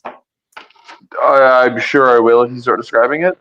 I played into 30 Terminator Grey Knights when I was playing only Gaunts, no guns. Yes, I do remember this. And this was on stream. No. That was round 1. I played into 30 Terminators twice. Only one of them was on Purge. What the fuck? I know. I brought I can't kill 2 up saves, and I played into 30 Terminators twice in an event. But yeah, that was the one. The guy was like, he was a very chill, casual dude. He's like, "Why are you sweating so hard, dude? Like, you're running the fucking table. I've only held my home field the whole game, and you've been on every fucking objective every turn." And I'm like, "Yes, and you're still winning." So this was like the foe. Flashbacks to that a little bit, but not quite as bad, because I was within striking distance. I messed up. That's on me. Anyway, moving on to round 5. We are now on still on that one, but now we are on tipping. What's the mission? I'm getting lost. It was the one where you do actions in the middle. This was This was it was tipping Terraform, which I've never played before. Yeah, custom. That sounds fun. It's really cool. And you are playing into Matt Zealous. Yep. This is a friend of Durante, Las Vegas guy, big chiller of the day. Also, great opponent, lovely time. He's got. This will be. Got go for it. Oh yeah, please. Yeah, please. Yeah. He's playing Plague Legion, baby. He's got not 1 but 2 great unclean ones. One with Font of Spores, one with Droning Shroud, and Rotigus. So 3 fatties. 2 Poxbringers, a Sloppity Bile Piper with Canker Blight, and the Changeling. He's got 3 squads of 3 Nurglings, 3 squads of 10 Plague Bearers, 2 Solo Beasts of Nurgle, 2 squads of 5 Fleshhounds, and 2 Skull Cannons. What are they doing? Sick. They battle shocks, baby. Oh shit! So they trigger Canker Blight. Let's go, dude. 100%. Hell yeah. This guy's list was real. I had played Plague Legion last week, thank fucking God, because otherwise I'd never know what it does. Basically, the whole army T-poses in front of you with like T6 Plague Bearers that actually kill God because they have a million offensive buffs. They make you take, I think he said like 7 battle shock tests between a battle round. And so every time you fail one, you take D3. because their detachment ability is if you're within 9 of them, you're in shadows. And for all you T-Sons folks at home, this is a big dub for us. We go through what the army does. It takes like 25 minutes. He also has played T-Sons, so he knows what's up. He goes first. This man very aggressively advances all of his big boys directly at me, puts a Beast of Nurgle in the middle, puts a Beast of Nurgle on his natural, terraforms both of those. I respond. I had put my Terminators in the brick on the 6x5, the one near my natural. They walk out menacingly, looking at a Great and Clean One. I pop Dev strats. I basically present him with all 2,000 points of my army, and then I proceed to do a stunning psychic assault on his army, in which I take down Great and Clean One, top to bottom, Rodigus, top to bottom, Beast of Nurgle, top to bottom. My natural is confirmed mine. His middle is looking a little sad, and he still has a Great and Clean One near that area. He responds. He does the strat to make his Slopperty unit move 10, which is now 11 because of Slopperty. They get ready for a 5-inch charge in front of my Infernal Master. I say I will overwatch that. You were on a point. No. I roll boxcars on Mr. Oh, fuck you! 100%. The T-Sun's nerfs weren't enough. Nerf them again. No, Nerf them again. Fuck them. Not until Magnus is 500 fucking points. That He should be. Slopperty exists on some number of wounds. He does an 8-inch charge to kill 3 Bogoats. He kills most of a Rubik squad. And he knew at this point, he knew at the top of the turn he was basically cooked. And yeah, at the top of turn 2, he knew he was fucked. Yeah, this game lasted half an hour, maybe. And then he was like, "You want to go?" I was like, "Do you want to go get a beer?" Yes. So we walk out, and yeah, fastest game I think I've ever had. Where T-Suns did T-Suns thing. I think honestly, it's way closer. Where if I also did like 10 mortals with Doom Bolts, naturally. They both went off for big, and I did 5. I think if I bounce on both of them, then the game ends on the spot for him, because I have again presented all 2,000 points of my army. He could tag the Terminators. He can delete the rubrics pretty trivially, and the game ends that way. But I was like, I can't play the long game onto you, because the second you put all of your army in front of me, I can't get on the points ever again. So, thankfully, and that was his only loss. Plague Legion is very good. I think it's slept on, even as a singles event. It's a great stat check in the meta right now because everything's like T13 or 14. Yeah, shout out to Z. Great guy. He knew it was up, though. Saw the writing on the wall. And we hung out. It was a great rest. Like an hour and a half of just big vibing. So, you also played the Green Army, Mr. Tyler. You played the biggest and the best. Hit the speed boost, Mr. Oscar. A Warhorde. You have like no experience into that. What the fuck does that do? Big Mech with Follow Me Lads. Big Mech, Boss Nikrot, Gazgul Thraka. 2 war bosses, 20 boys, 40 boys, 2x20. Battle Wagon, 2x2 Death Dreads. That's fun. 2x5. No, 2x1. There's not 4 of them. It's just 2. Oh, okay. There you go. 2x1 Death Dreads. 5 Flash Gits, 10 Flash Gits, 2x5. 2x10 Gretchen, Commandos, 10 Men of Knobs, and the Warbiker squad. So it's got some spice in it for sure. Loki's sick. In the wagon, Lucas. I would imagine the second 20-man boys, but that's probably not what you. There are no trucks. He's 1 battle wagon. Correct.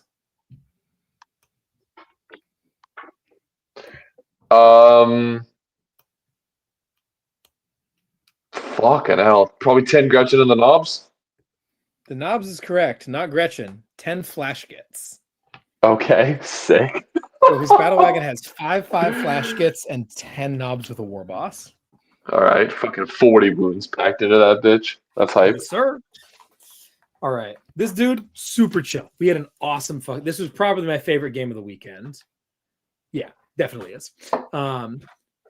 So I'm looking at this shit and I'm like, know a thing or two about orcs.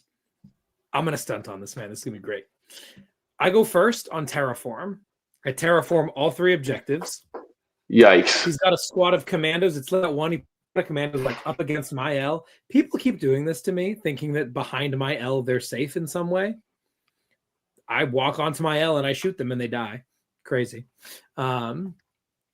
The other squad of commandos are on his expansion. My Hormagaunts yeet across the board and charge them top 1. They failed their battle shock check from the Neurolictor that I deployed, who is now terraforming his expansion. So they are mega dead. Those Hormagaunts run and they eat them. Excuse me. Again, this is tipping point. He's got his, and it's tipping point layout 1. So he's got his secondary boy squad behind the wall, right? Your expansion wall on tipping point. Get on layout 1. I kill them and then I overrun and I move block the shit out of that squad. And I'm like, you don't get to get on my expansion, period. Unless you call the WOG right now. Oh no, like, don't tell. What are you going to do? You're going to just not get on your expansion? You're going to call the WOG. And this dude's like, fuck it, we ball. WOG's bottom 1. What? Oh! Dude, what is it? And your opponent's just like full sending turn 1 every single time. It's what they do, brother. It's the final I get to go first. He gets to WOG bottom 1. What so the like, fuck? right, fair enough. I did not set up a spore mine to block Gaz. Oh shit, my headphones dead. I did not set up a spore mine to block Gaz as his advance because I was like, there's no way he would do that. That's insane. I instead used my spore mine to do something else. I don't remember what. Can you guys still hear me, by the way? Sorry, my audio's being weird. Yeah, you're fine. Great. You're making sound. Your lips are moving, but I'm not hearing you. Weird. Keep talking. There, how's that? Can you hear me now? We could always Yes. hear you, buddy. Great. I can hear you as well now. Wonderful.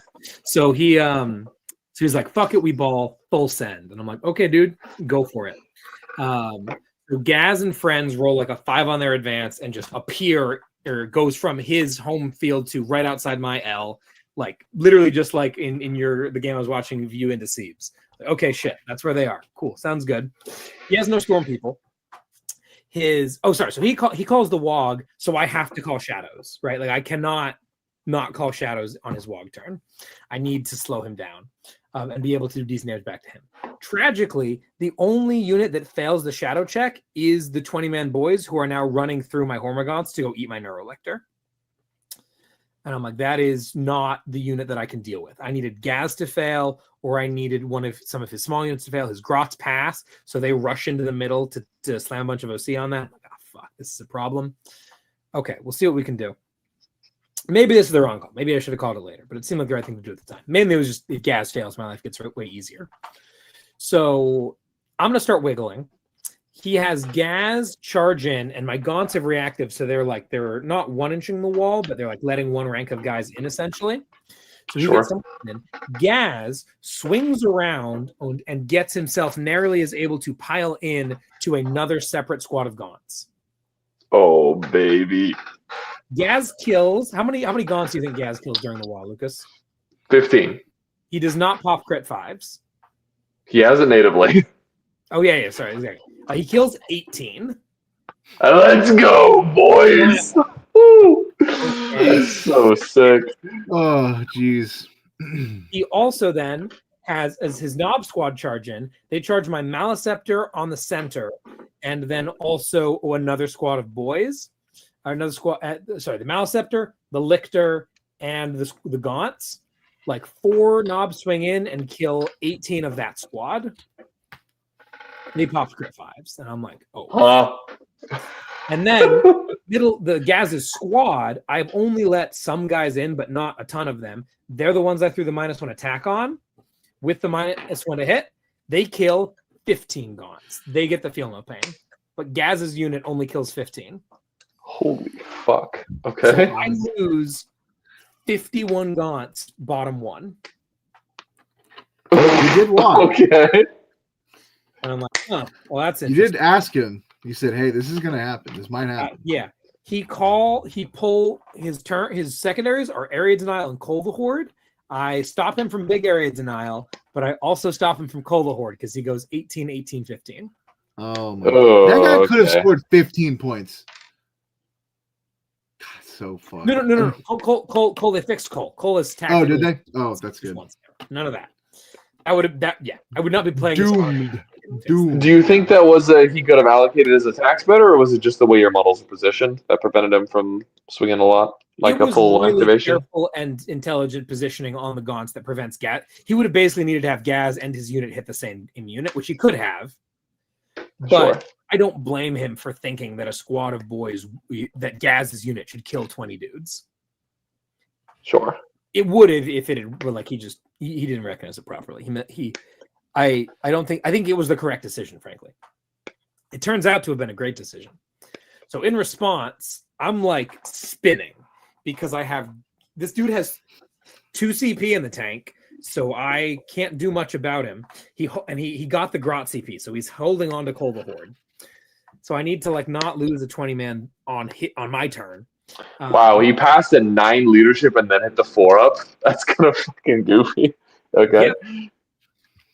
Yeah. So he's got that, and then he's got his 2 CP, and I'm like, okay, so I have Gaz's unit that I need to deal with. His other boy unit is on my expansion, but like that is far away. They are battle shocked. I could get my 20-man Horms over there, but he has also miraculously happens to have killed my Neurolictor, who was vaguely near the middle.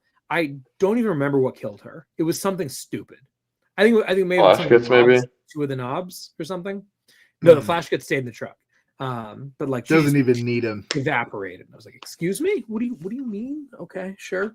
So getting my remaining Neurolictor, who's on my flank. Oh no, sorry. Obviously, she died to the 20-man boys that ran through the Hormagaunts.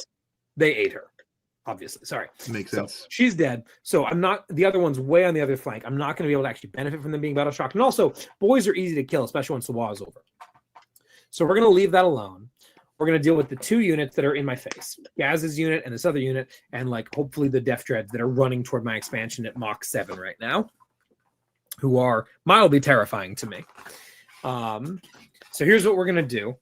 I'm going to send the 20-pack of Gaunts at the knobs, as well as Deathy, and then I'm going to fall back from Gaz with everything, put all my guns into it, and then Hormagaunts and a Maliceptor. And the reason this is going to work is my favorite combat trick I've ever pulled in my life. Okay. I go to measure out this unit and see that Makari is within 2 inches of Gaz, but like just barely. So what I do is after I shoot a whole bunch, I charge in with Hormagaunts, base everybody up, whatever, and I have a squad of Termagants, and then the Maliceptor charges in base. It doesn't and base is Makari, so everyone's stuck. Makari is based. There's like 4 boys left at this point after all the shooting, and I run my Termagants around the other side to stand 1.1 inches away from Gaz. So it is Maliceptor, based Makari, 2 inches, Gaz, 1.1 inch Termagant. So the closest enemy model to Gazkul Thraka is the Termagants, and he cannot pile in or consolidate. Yes. So agony. Oh my gosh. So naturally, he has a tough decision. I assume that he is going to interrupt with Gaz's squad so that he doesn't lose the last of his boys, and that unit can still be a massive problem, and maybe there's some pile console stuff that works out where like a boy sneaks in because they're still alive, and they're able to resolve this situation. Instead, I go with the Hormagaunts. So I go with the Hormagaunts first, knowing full well that like obviously the knobs interrupting loses me the game. I go with the Hormagaunts first, and he fights on death instead of interrupting. Okay. My Hormagaunts and Deathy crit 5s. Deathy's going to die to the fight on death, so whatever. But the Hormagaunts crit 5s and put everything they've got into these knobs and kill 7 of them. Jesus. And I'm like, that's not great. They went to the knobs because they're exactly as efficient in knobs as they are into boys, because they're both taking 5 ups either way. I'm wounding on 5s either way, so like nothing changes. I just get more value. Only kill 7. Not the end of the world. He fights, it's on death. He puts 3 of them into Deathy and cleans Deathy's clock. And the other 4 swing into the 20-man Hormagaunts because they've got no one else to fight. How many Hormagaunts out of a 20-pack do you think 4 knobs fighting on death kills, Lucas?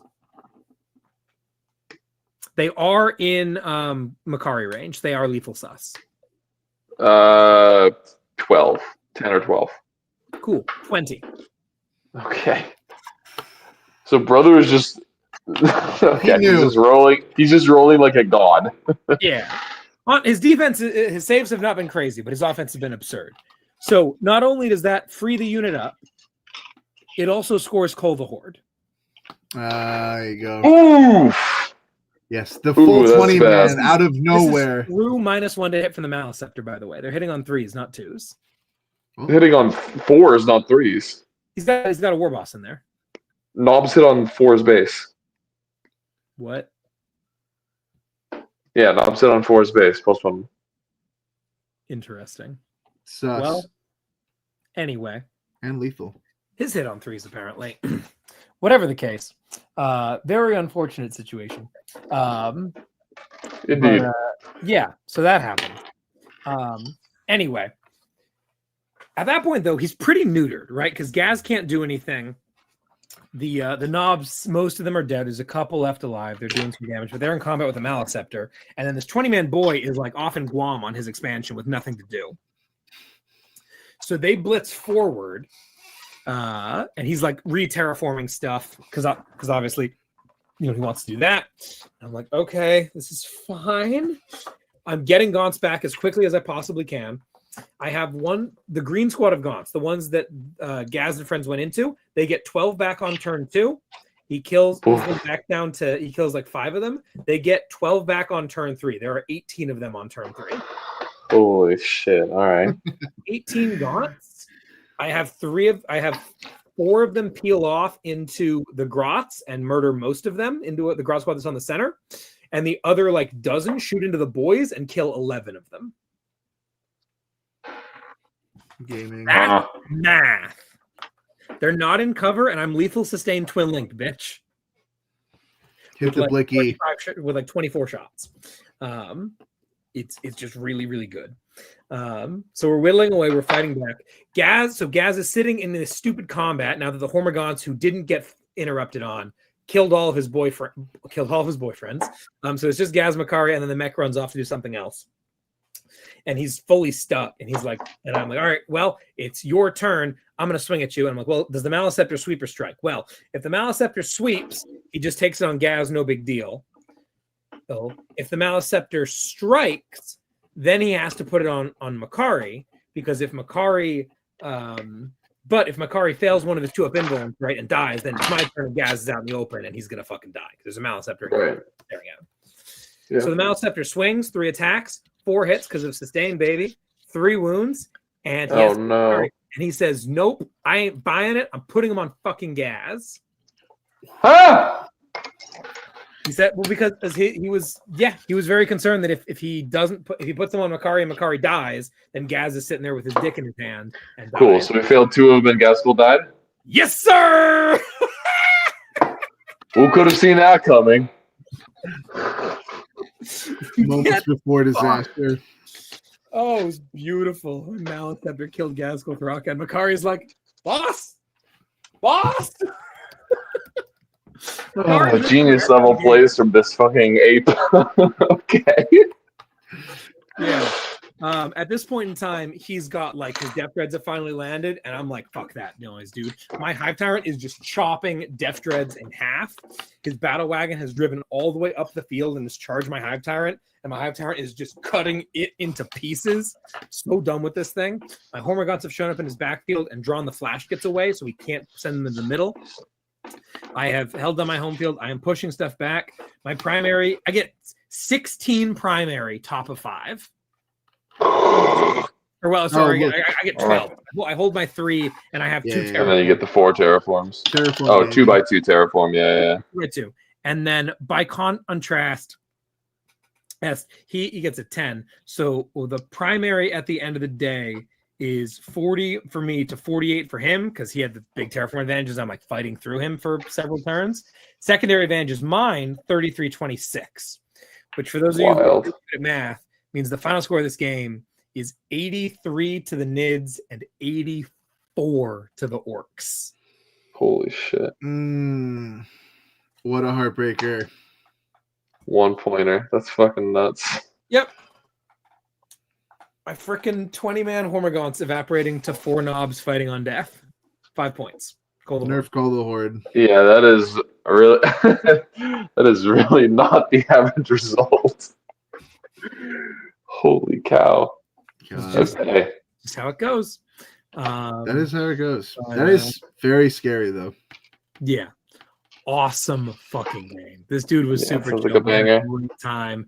Absolute absurd moments. It looked like it was completely over when he killed, 53 of my 80 Gaunts on bottom. Yeah.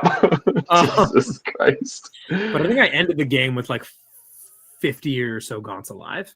Yeah, that's how, when you don't finish off the squads, that's just how it goes against Invasion Yeah. Fleet. They run behind a wall for 2 turns and then they come back. Yeah. I was just like a turn too slow, I think, to get the Trivagon involved. This was one of those, like, if we play turn 6, he's tabled kind of games. Yeah. Yeah. I had pretty severe material advantage. I needed to get Mama involved earlier to hold down the center primary earlier. I got 6s because I was just like, oh no, oh God, that's what I forgot. On turns 3 and turns 4, I failed an in-synapse battle shock check to maintain my expansion. Wow. With the Gaunts or something? With Gaunts, yeah, I need an 8 on 3 dice to hold my expansion, and I fail, so I get a 4 on primary. That happened on turn 3, and then it happened again on turn 4. What that is unfortunate. Yeah. So I stand by most of my play in this game, but like, fuck, True. man. Didn't the guy who played Ian at Challengers Cup also walk turn 1? Yes, he did. They're getting freaky. Yeah, bottom 1. Takes all kinds, I guess. It worked out for him too. I stand by that. It was the correct decision of me to try to goad him into this, because once the wall was over, he just evaporated. Right? Yeah, you always want Warlord to wall early. Exactly. So I stand by it as the right decision. I didn't focus on the primary is the embarrassing part, right? Having 2 different turns where I'm failing, like I need to just be reviving that squad so I don't have to take a battle shock check, so I guarantee my primary. Yeah. Long time ago. But here we are. So crazy fucking game. Really fun 10-10. Bummer to come out on the downside off of like 3 utterly absurd dice swings, but that's how it goes sometimes. So I am fucking 2-3 after round 5. Not my best showing, but a bunch of really fun games. So I can't. Time to rally. Yeah. Fortunately, the rest of these will be a little bit quicker for me. Going into round 6, and you are 4-0-1, playing into the Gray Knights. We got Cody Hostadler. Yep.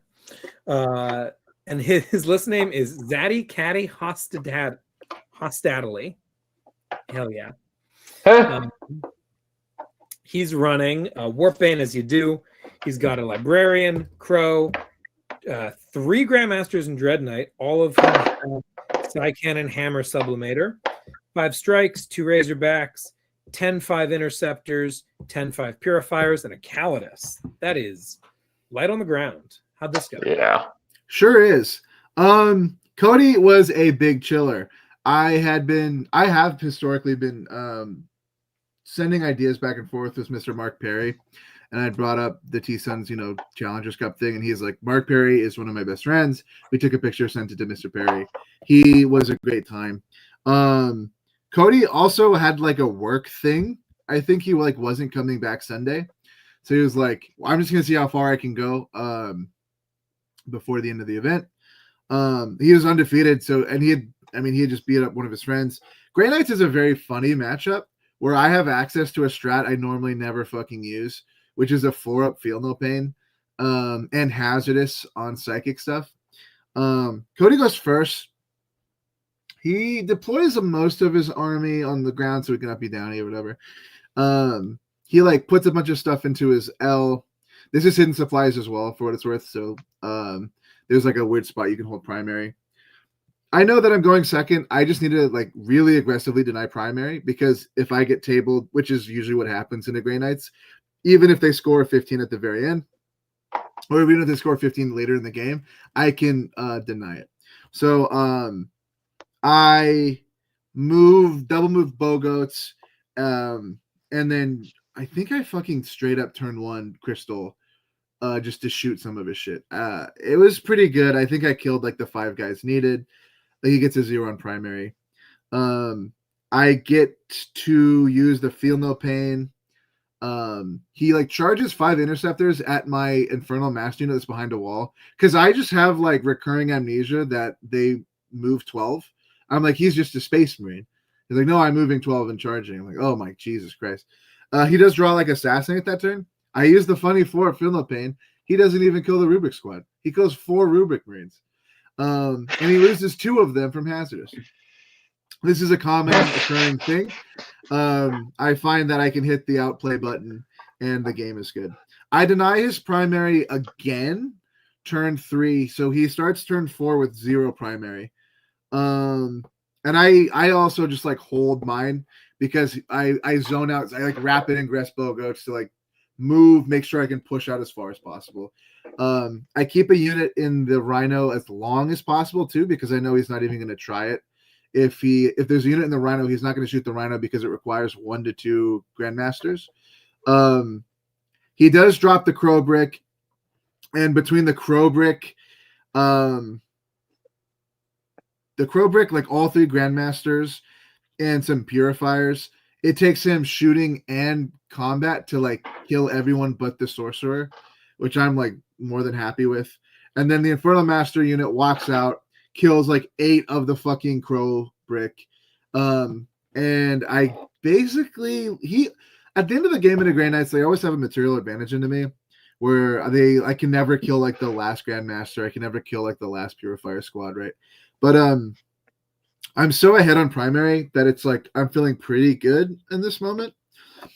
He does like do a cool 6-inch charge thing and get some points. He charges a Razorback into my 1,000 Sun Sorcerer unit. It's like him and a Rubik Marine. Doesn't kill anything. I'm like, I might as well go Super Saiyan now. Fucking deal 9 of that asshole. Bop it. Come on back. Fuck you. Literally like 3 6s into 3 6s. And he was like, what is going on? And then like I didn't need to do this, but like I got to do the cool T-Suns things where I Doom bolted him with 1 sorcerer and then double moved onto a point not to get overwatched. Just to secure a 15 at the end of the game. And yeah, it was pretty cool. Cody was a great guy. Cody is an old head for sure. He's been in the hobby forever. A lot of people probably know him. And this man gave me fucking he knew exactly what was up. Grey Knights, I came into this event thinking Grey Knights was like pretty favored, and I left thinking it was like super dependent on who goes first and second, which is like every Grey Knight player. But yeah, this list is just very, very, very fucking elite. And if I can't really zone out my backfield and try and interact with everybody, so it's just kind of a tempo game. I'm thankful that I played it on layout 1, because if I had played Grey Knights on layout 8 and I had gone first, it'd be pretty Jover. Yeah. But Mr. Tyler, you played. Who did you play? Mr. Alex Ivanov. And that was Tau. Tau-less Auxiliary Cadre. Some integrated command structures. You got 2 commanders in Cold Star. Battle suits, 1 with a fusion, 1 with a cyclic and a burst. Ethereal, because of course the Ethereal didn't have the upgrade. No funny OC buff. 10 carnivores, 20 carnivores, Pathfinder team, 3 stealth suits, 6 stealth suits, so 2x3, 2x5 Vespid, a big pack of gorillas, only 1 big pack of gorillas, a Fire Knife battle suit, a 3-man, a Fire Knife, a Sunforge battle suit, 3-man, and then a Ghost Keel, 2 Hammerheads, and a Tiger Shark. Oh, I was so ready for the Town R, but okay, fair enough. No, the Tiger Shark. How the fuck, dog? How in the hell are these data sheets not legended? I feel like they went in and legended so much stuff in the game, and yet there's still like 6 random Tau super heavies that you just play in a 2K by the game. way, seems very like fine for what you get. Yes. And do you know what you get, Lucas? Do you know what the fucking output of a Tiger Shark is? No, Tyler, I don't know what the output of a Tiger Shark is. Well, Their main cannon is their ion cannons, of which they have 2, which are D6 plus 3 blast shots on 4s at 823. Oh no, I do know what this is because at WTC 2 years ago, remember this like Yeah, 1 month worth of tiger shark pants shitting? Yeah. Yeah, and then they've got burst cannons as well. Yes. No, before we get to that, they have 6 ion blasters instead, I think. Either way, they're 18-inch range. That doesn't really matter. What does really matter is their secondary weapon, which is the Sky Spear missile rack, of which they have 2, which are D6 plus 1 blast at 611. Blast keyword. They have 4 blast guns. Gaunt, go bye-bye. As a reminder, planes can see over walls. So this guy is just thing. VTOLing around in his deployment zone. One model that can interact with it in melee. Oh, yeah, sure. The Flyrant could charge it if he, for some reason, drove it near me. Yeah, if he ever just didn't want to Roomba his backfield. Yeah. No, the important thing is that every model in my army can interact with it because it's a plane. Sure. So it's going to need somewhere to land. So I've played into Donald on this kind of a matchup a couple times now. The scariest unit in this army, other than Tiger Shark, is, any guesses? Battlesuit unit? Yeah. Gorilla? The Not fire gorilla. knife unit with missile pods. Yeah, a lot of blast. No blast. No blast? Pods. No. The fire knife battle suits. They get full roll to hit against the full strength, right? Full roll to hit against full strength, and they ignore hit mods and cover. Hit mods, huh? Malceptor Gaming. Well, also Venom Thrope Gaming. Venom Thrope Gaming, yeah. Yeah. So, and then the commander has a SIB, the high output burst cannon, and 2 regular burst cannons, and he joins them. So he also gets all these rules. Jesus Christ. Okay. Fuck me. This is a disaster. A lot of bullets. If I go to ground and he doesn't roll hot, I don't quite lose a 20, but it's right there. I lose 18 on average. And that's going to ground, so I need to roll some 6s. But yeah, it's not pleasant. Because the Field of Pain doesn't help a ton either, because the missile pods are all damaged. No. It's just helpful against the burst cannon. And then the gun drone shots, because remember, they also all have gun drones. It's so much damage. So basically, in my mind, this is hidden supplies on layout 1. So my primary is trivial as long as I can mitigate the shark. Deny his primary will be fine. Don't get hit by the missile suits. And then most importantly, don't get tabled by the tiger shark. Sure. So I go first, which sucks balls, because whether or not you go first determines how many turns the tiger shark gets to play the game. Because it has to ingress is the only way it can do anything. So if it ingresses top of 2, it gets to play on turns, earns 2, 3, and 5, depending, maybe 4. And if it ingresses on bottom of 2, it gets to play on turns 3 and 4. Wildly different operation. I went first, so it gets ingress on turn 2, which is a bummer. It shows up, it does its thing, it moves, and then I see where it's pointed. And it's pointed at my expansion, essentially. We're on layout 1, so it has to clear his big L, and it can go basically anywhere from there to my expansion. I measure this out, I see how big its base is. Basically, I have 3 different units, any of which could roll a 5 on their. It happens that any of them would be a 5 on their advance to get to where the closest place they could be to block it off, make it fly off the board. All 3 of them fail, including a CP. And I'm like, God fucking damn it. This is going to be a mess. So what I end up deciding is the correct move here, because if I don't make this fly off the board, I'm just fucked. It's just going to hose a Gaunt squad a turn. I cannot afford to lose an extra Gaunt squad this turn. What I decide to do is I have my Hormigaunt squad that is in my middle L blitz up and toward it. They roll these in advance. And the Termagant squad that is in my big L blitz toward the Ghost Keel that is in front of his expansion. The Hormigaunt's plan is to charge a Hammerhead and then pile and then overrun Console 6 to get all the way across table to cover the spot where he wants his plan to go. The problem is, between them and the Hammerhead are 6 big gorillas, who, if they heroic, will probably clean the whole squad.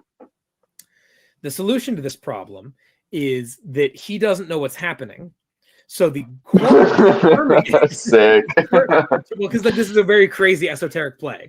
The termagants run up and they charge a ghost keel who's in front of his expansion and wrap around the ghost keel to get on the point as heroic bait. So the gorilla is heroic into them and kill the whole 20 man to hang onto his primary. And the Gaunts charge urge the hammerhead, take away his center expansion, pile 3 console 6, and block off the last spot that the plane can land. Okay. Holy shit. I'm good at this game. I promise. I need to win. Every one of these Tyler plays is like I don't know who it is, but like it's the guy who's like drawing all the crazy lines of the plots. Oh yeah, the Charlie. What is this meme? Yeah, that meme. Sylvia. Yeah. Yeah, where he's like, yeah. Anyway, yeah, this is like every single Tyler play. And then I scored 3 on recovery. And then I did this, and then he's a fucking moron, and then I did this to bait him out, and then like I took like a fucking 20-step plan, and then I won the game. Let's go. What did you say, Tyler? You just need to play Mousetrap instead? Yeah. I wanted to play Mousetrap. You roll your dice. Bro doesn't know which game he's on. Nobody gets hurt. It's great. Yeah, so we got there. We made the thing fly off the table. Our primary advantage is huge. We go 10-10-10-10. He goes 5-5-0-15. Just put a lot of dudes on points. It's nothing crazy. Just mitigate the 2 things. His missile squad finally has to come out. The Flyrant goes in and beats it to death because fuck that squad. Sick. Yeah, it was a really cool game. A lot of fun. Really great win today. Alex, one of my favorite kind of people who is like super chill, but also fully aware of all the high-level technicality stuff. So when I go for something that's a little bit awkward, he's like, oh, damn, that was cool. Gotcha. I see how that works. Makes sense. Nice. And not like, well, I don't know, dude. That seems kind of crazy. I don't think you can do that, brother. And I'm like, well, here's why. These people are unpleasant. So he was awesome. Love that. It's a fear when you start running into the lower tables and you try to do clever shit. People get kind of salty. So he was awesome. Great opponent. We played a really fun game. Props to him. What about what was that? Sorry? It runs like a shark to major. You're like, this is, yeah. He has a WordPress article somewhere, probably. I'm sure he does. All right, so we're going into day 3. I'm fucking 3-3. You're 5-0-1. Yeah, against my will. Yeah, dude.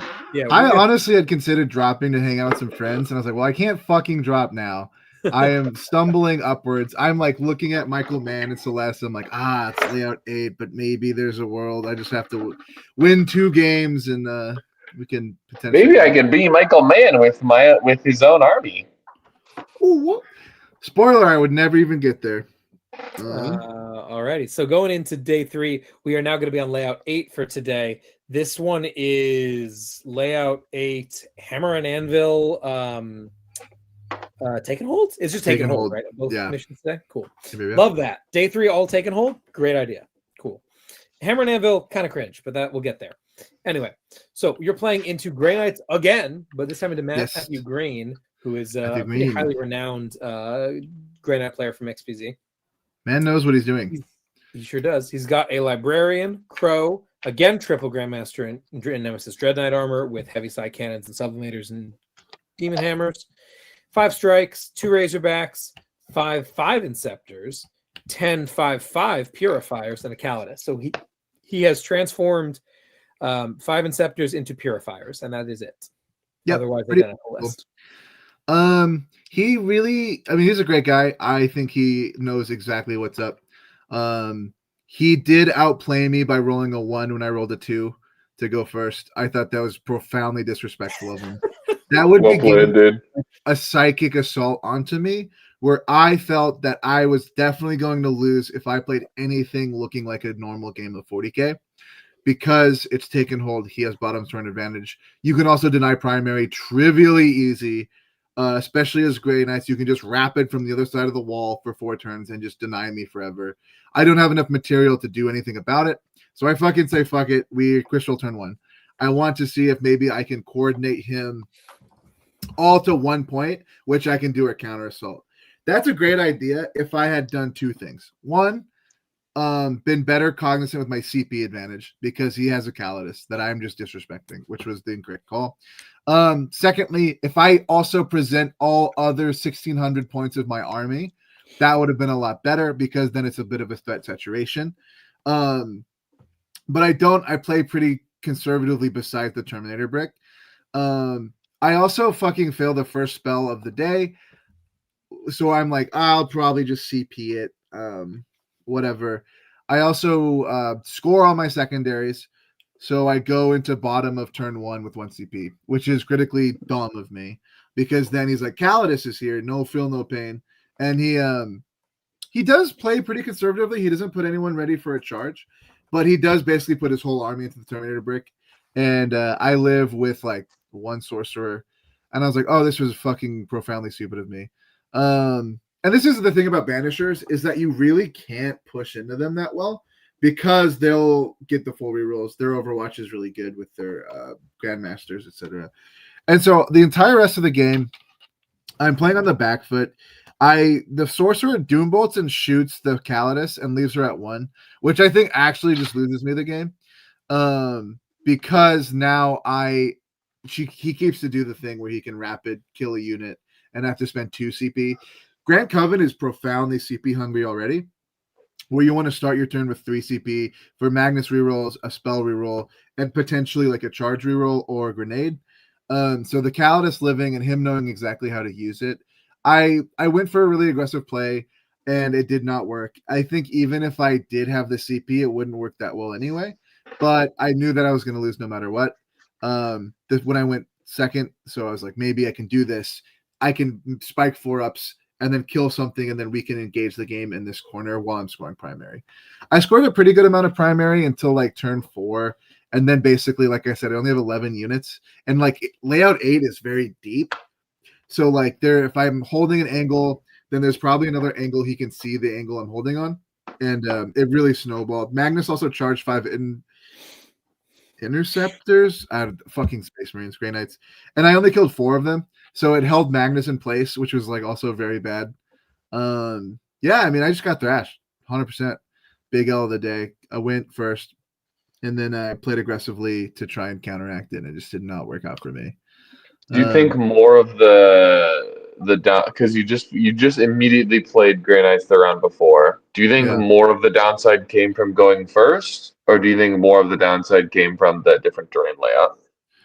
I think it was both really compounding. Not having a safe expansion means that my primary is even more easily attacked by him, where he can, like I said, just rapid every turn, deny 5 primary. And then I have to like go across the wall to shoot at him, which means that he can shoot from his DZ. That was a lot of it. And then layout, like going first just meant like I'm fucked because I'm never killing him. I can never really table him.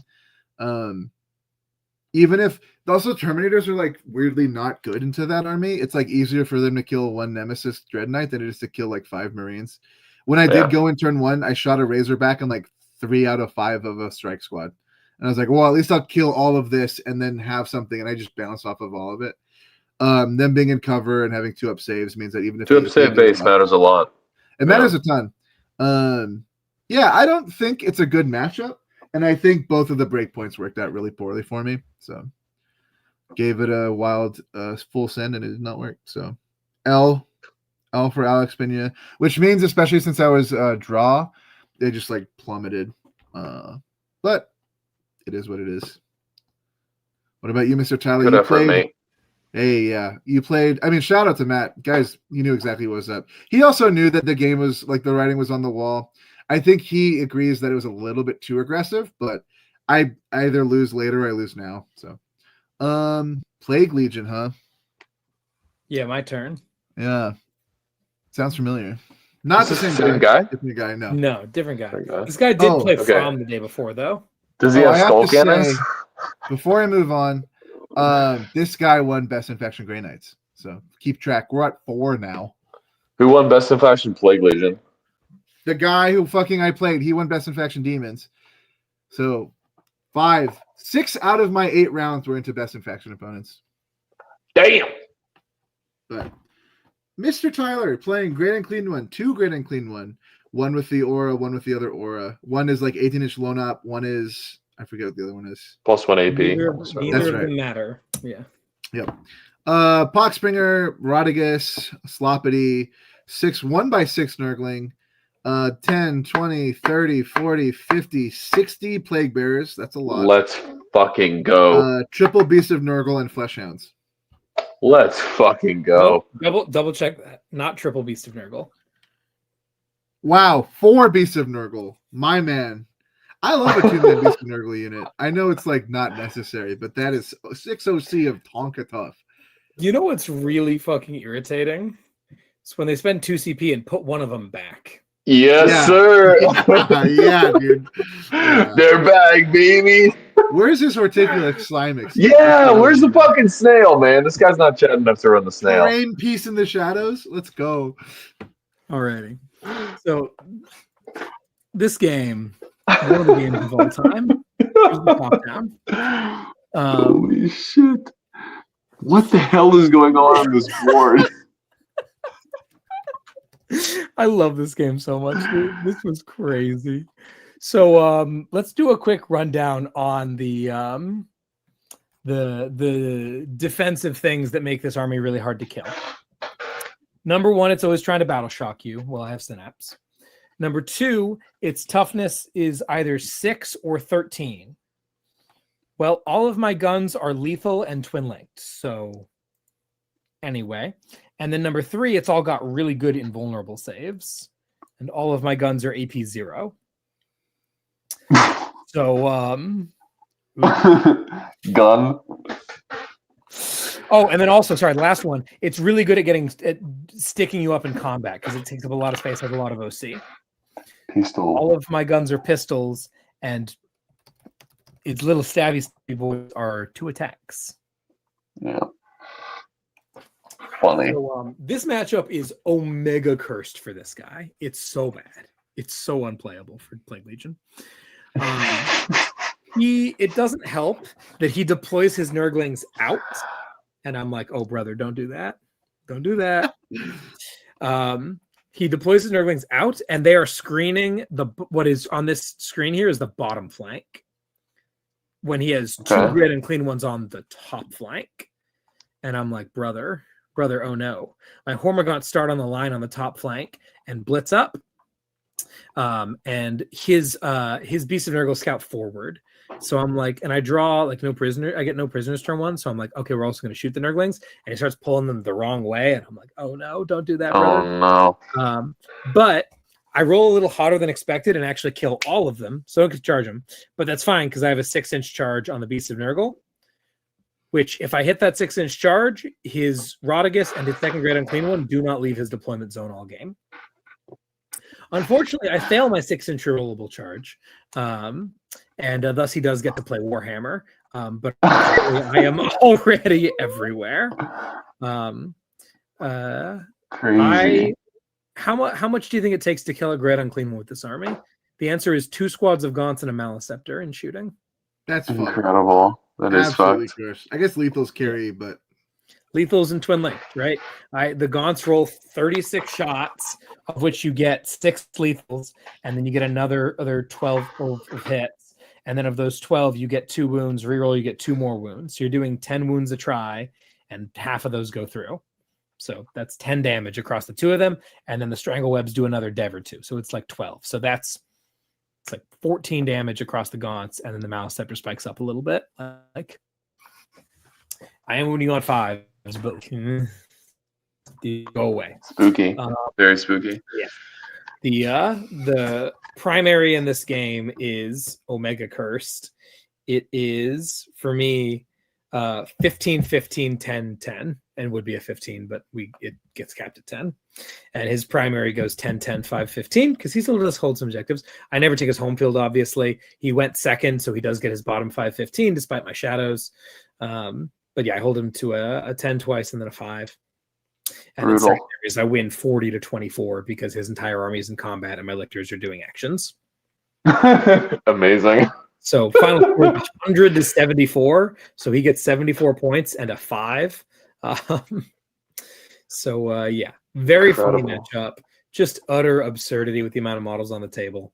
What a weird battle shock step every turn. Yes, a very weird one. I failed some very clutch battle shocks. He did too. It was all very weird. Very This command phase, you roll 2 or 3 3d6 at -1 or 2 battle shock tests. Yep. Yeah. If you fail, you lose 1 termagant. It was very funny. I was debating: do you call shadows like turn 1? Maybe like top of 2, like before anything's wounded, so he doesn't heal off of it, or do you just hold it for bottom 5 to try to mitigate the 15? I went for that strategy. It didn't work. I don't know. It was fun. Did you take lethals again? Ever use it? I could just not. That's also valid. Did you take lethals into monsters in this game, or was no, it? Absolutely not. He has 60 plague bearers. Yeah, that makes way more sense to me. Yeah, and the termagants are all, because remember the termagants are already lethal. Right, I was thinking about the Hormigants potentially going in, but I guess shooting his OC2 guys is probably more important. Yeah, exactly. And punching the OC2 guys, right? Also very nice.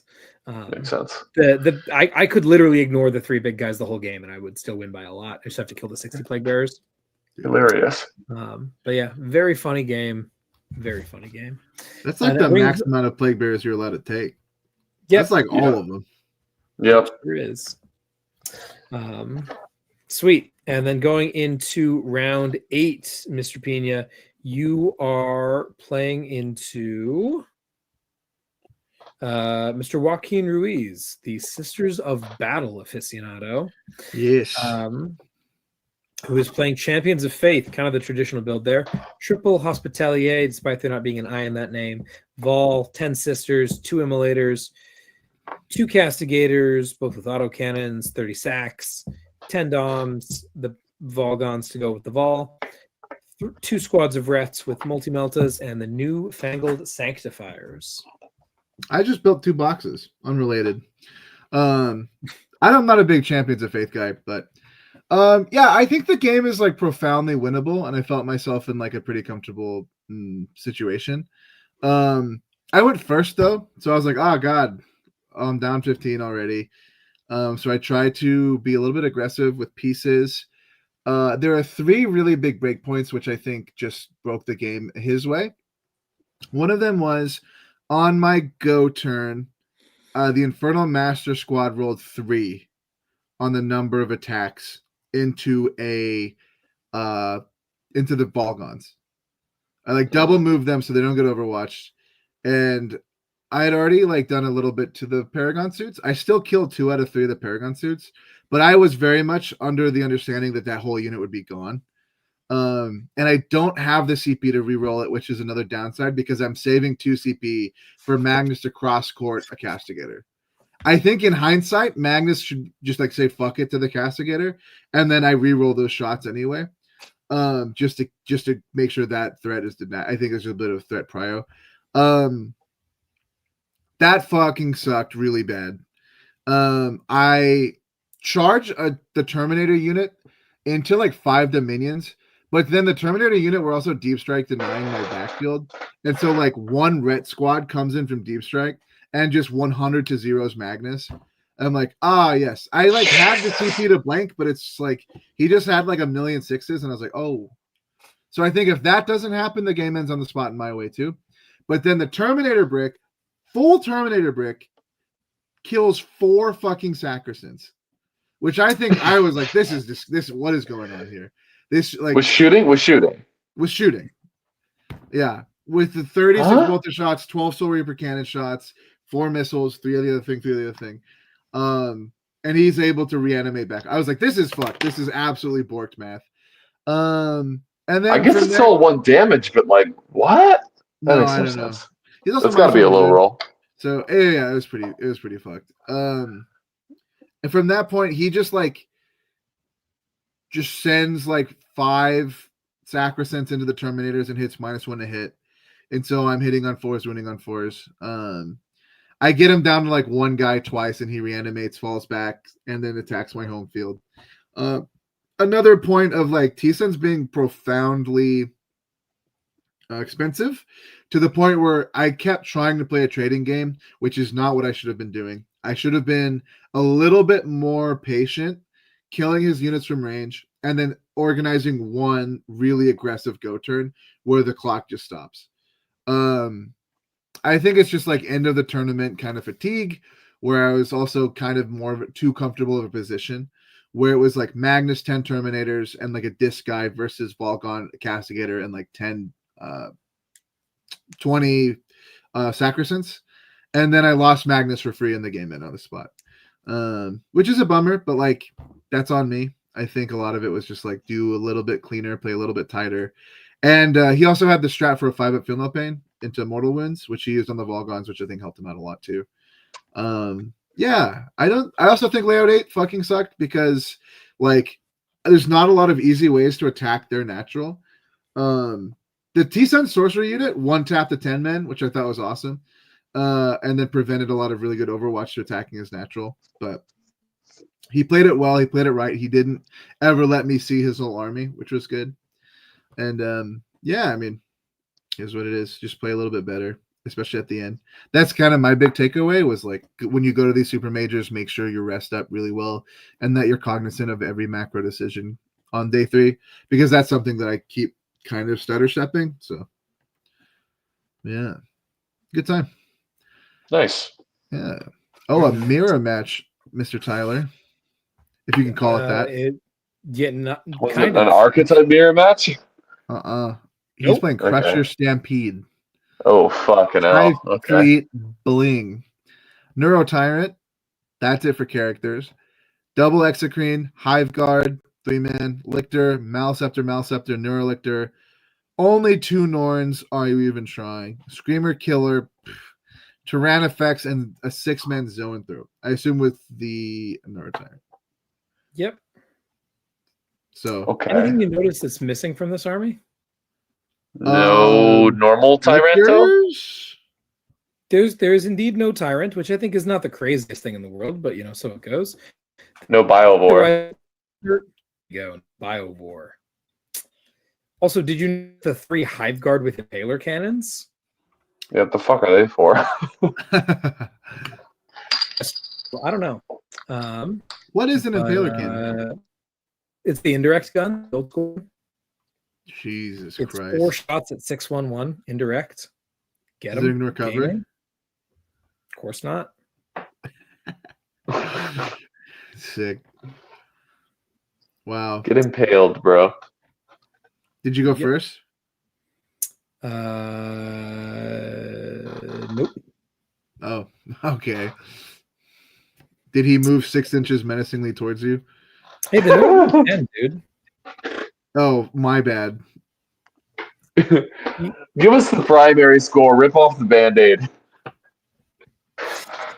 I am trying not to look at the score sheet. He went 3, 3, or it's not Lynchman, it was taking hold. So he went 5, 5, 10, 10. So he got 30 and I got a 50. Respectable. Yep, there we go. Yeah, that was the game. My kill counts by the end, when it was all said and done, was I killed his Lictor because he went deep with it. I killed 5 Zone Thropes because obviously they're the thing that can kill me in this matchup. So when they put their heads out, my Maleceptor went no. It's funny. I did take lethal against vehicles. I think the correct thing to do in this matchup is to take sustain versus infantry, just so your Maleceptor is more efficient at shooting their fucking Zoes, yeah, that's the only thing that matters. So fucking goofy. The lethal is not really that necessary because the only damage that I actually need to do is the 1 damage I need to do to each one of the Norns to drop them from OC 17 to OC 15. Yeah. Yeah, I think that's about it. OC 17 is horrendous. It is a large number, brother. But yeah, so the primary, like I said, is 0 to 50. The secondary is 29 22. Sorry, so my kill count is 4 and 5 Zone Thropes. His kill count is all the Hormagaunts because obviously they had to get some objectives, and my Hive Tyrant because I got bored. Fuck it, we ball. That's it. So we each killed about 200 points, and then Amazing. in a bunch of places. Stood on the circles. This dude was super chill about it. I was worried. I always get worried about playing someone who's like a little bit more casual, and who has a really, really bad matchup into me, that they're gonna get really salty about it because my army's bullshit. But no, this guy was like, that's crazy, dude. Hell yeah. Nice. Look, 4, 8, 10, 12, 14, 16, 18. That's more than 17. Nice, man. game recognizes game. You're both pulling out of the same codex. I just stand on the circles, brother. Yeah. Circle math equation battle. Yeah, so that was. Oh, you know what happened? This was kind of cool. Because the green banner terrain is different than the GW, like than the straight silver terrain that we've been playing on a bunch up north. The U's have a second floor. That's 4 inches. Okay. It's not huge, but it lets me fit like 4 extra Gaunts on there on the point. So I got an extra 8 OC on that way. Was the only way I was able to take a point from him after he had jammed a Neurolictor, a Norn, and a Maliceptor all on a point at once. Okay. When a Norn isn't enough, God has left us. Yeah. Another one of those games where, like, if I had just gone first, then one of his Norns, then his Norn never makes it to the expansion because my 20-man Horm squad charges his Neurolictor, who's too far forward turn 1, and then overruns 6, and then he just doesn't leave the DZ. And then the game is really stupid, but he got to go first, so we didn't get to live that reality, unfortunately. But the game was not already really stupid. It was plenty stupid. I didn't play basically turns 3, 4, and 5. I was just like, I have denied your primary twice. That is all that matters. That's sufficient. Draw card, recycle card, score card. Yeah, incredible. Is this card scoreable without moving any models? No. Draw again. Oh, look, I did it. I have cleansed. Nice. Clock to you, dude. Yeah. So we had a super chill game. That was a nice way to finish out the event, to play 2 like back-to-back utterly unlosable matchups. Sick. Was very silly. So yeah, we end up 5-3. Mr. Pina here ends up 5-2-1. Yes, sir. 5-0-1 to 5-2-1. Very nice work, boys. Very different paths to 5-1 finishes. Not my best result for sure, but that Orc game, like, that was anyone's game. Purge game, totally winnable. That's on me. And the Death Guard game. Death Guard game. That one, that's actually like, he played like a madman, and I did not respect it. Like, that one I lost. Like, I hard lost that game. There was no one mistake that totally throws it for me. Just like, I approached it macroscopically wrong. Really interesting stuff. So yeah, how are you feeling about T-Suns, Mr. Pina? Oh man, I am starting to become typecasted as a T-Suns player, which scares me. All my friends I met at Tacoma saw at Challengers Cup, and they're like, "Oh, you brought T-Suns again?" And I'm like, "Yeah, listen, I played Raven Guard for 2 weeks. It's fine." For singles, I think I'm going to put T-Suns up. The RNG gives and takes really bad. There's a lot of games I could have easily lost if I, like the Plague Legion game, if there's one bad turn, which is not what I want to be. I do enjoy the agency, but like there are other armies that give me agency. I am torn between investing the end of the year, the edition in Sisters or Death Watch. I can also keep playing Raven Guard for singles. It's just a very fine army. It also is very good right now. So we have a tournament coming up in about 2 weeks, and I'm having a bit of a faction identity about. We'll see. I don't want to paint a whole Sisters army between them, so it's probably realistically Raven Guard or Death Watch, but we'll see. Let's go. Like, probably just borrow from Colby, right? He probably has everything. Colby's probably playing Sisters, though. He might come and play, yeah. He's been playing it a lot lately. He might have everything twice over. The dude is a collector. That is true. We'll see, though. I could see myself easily playing Shadowmark and having a good time. Yeah. I guess all the Sisters players are into it, right? From is playing Sisters, Cher is playing Sisters. Mm-hmm. It's a big time. Sisters are really good right now. Maybe the Data Sleep will tap them down, but they're very fun. They're very consistent. They're very unique in their damage, which is fun.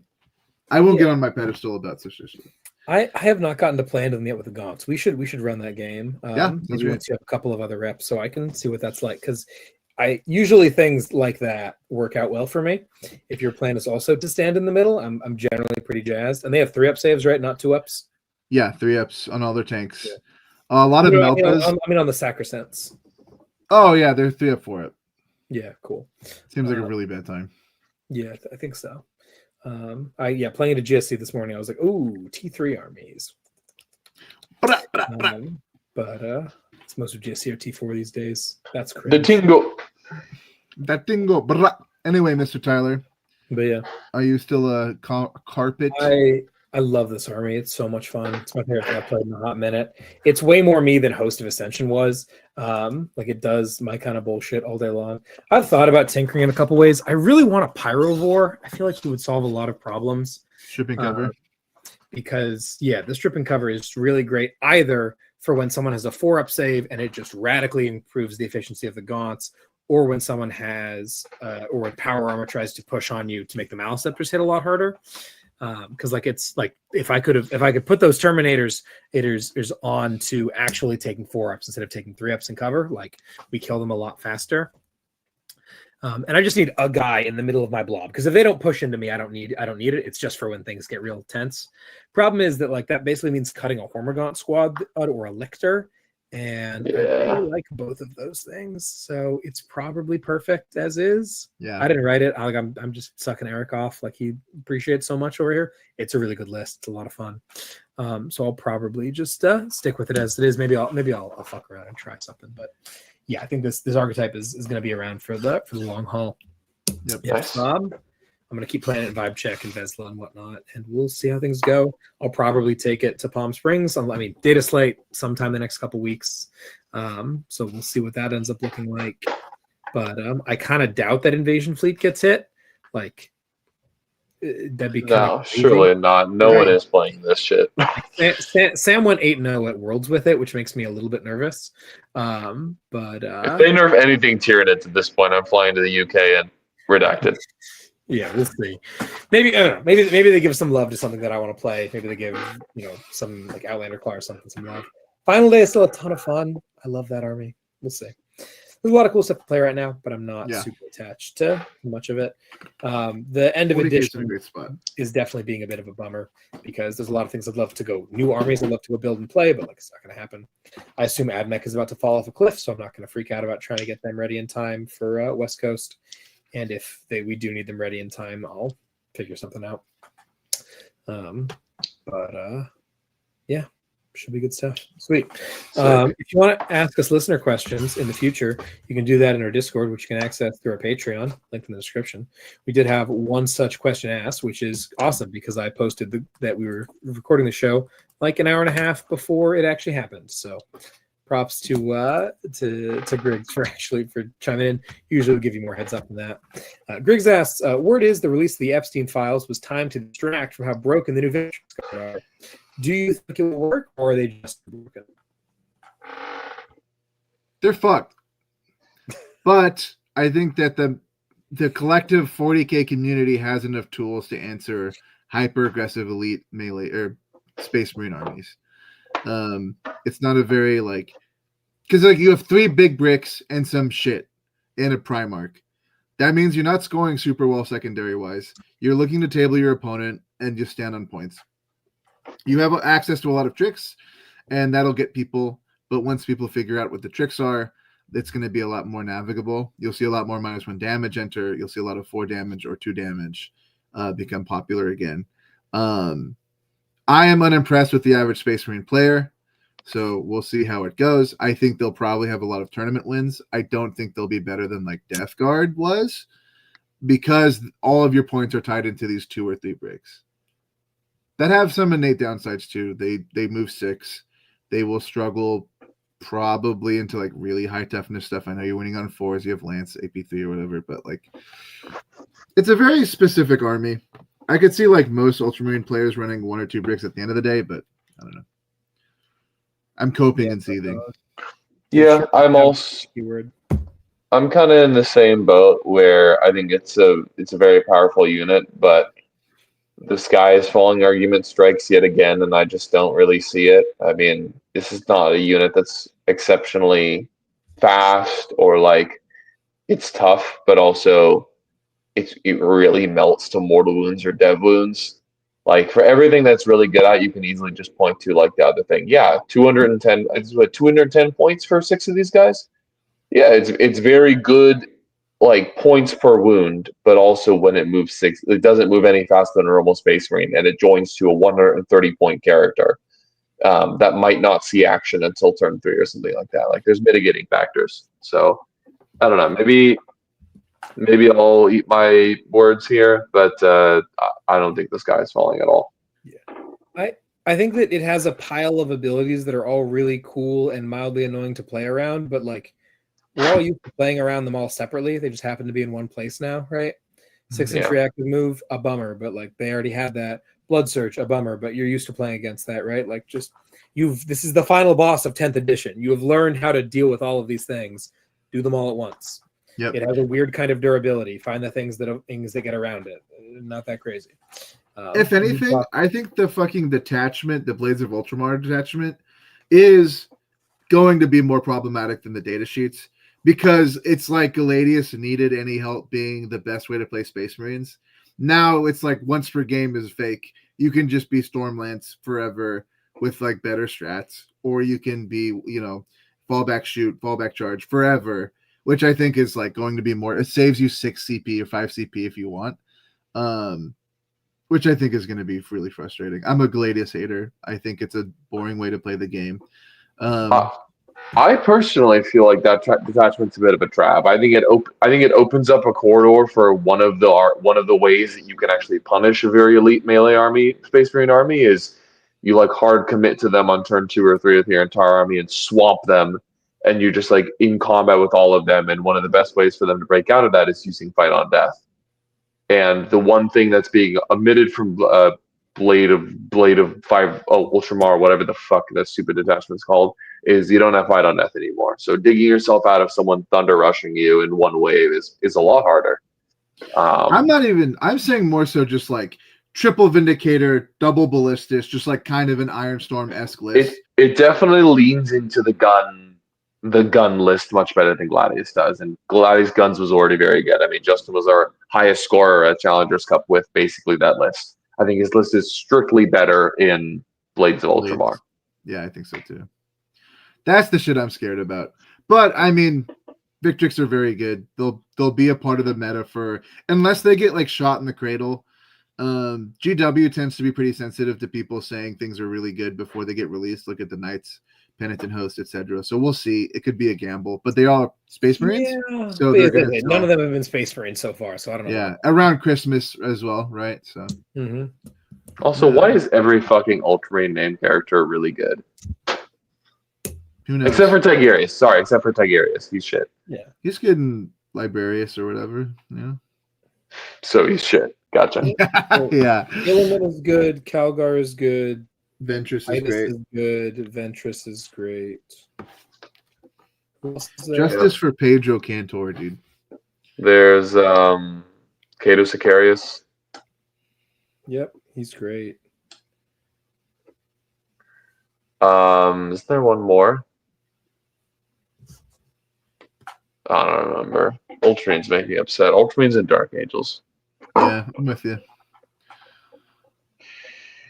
Chad Ravengard. So many cool chapters out there, and you play the fucking stand there, do nothing, fucking goody two shoes piece of shit army. And with that note, let's have a good show. All right, good stuff.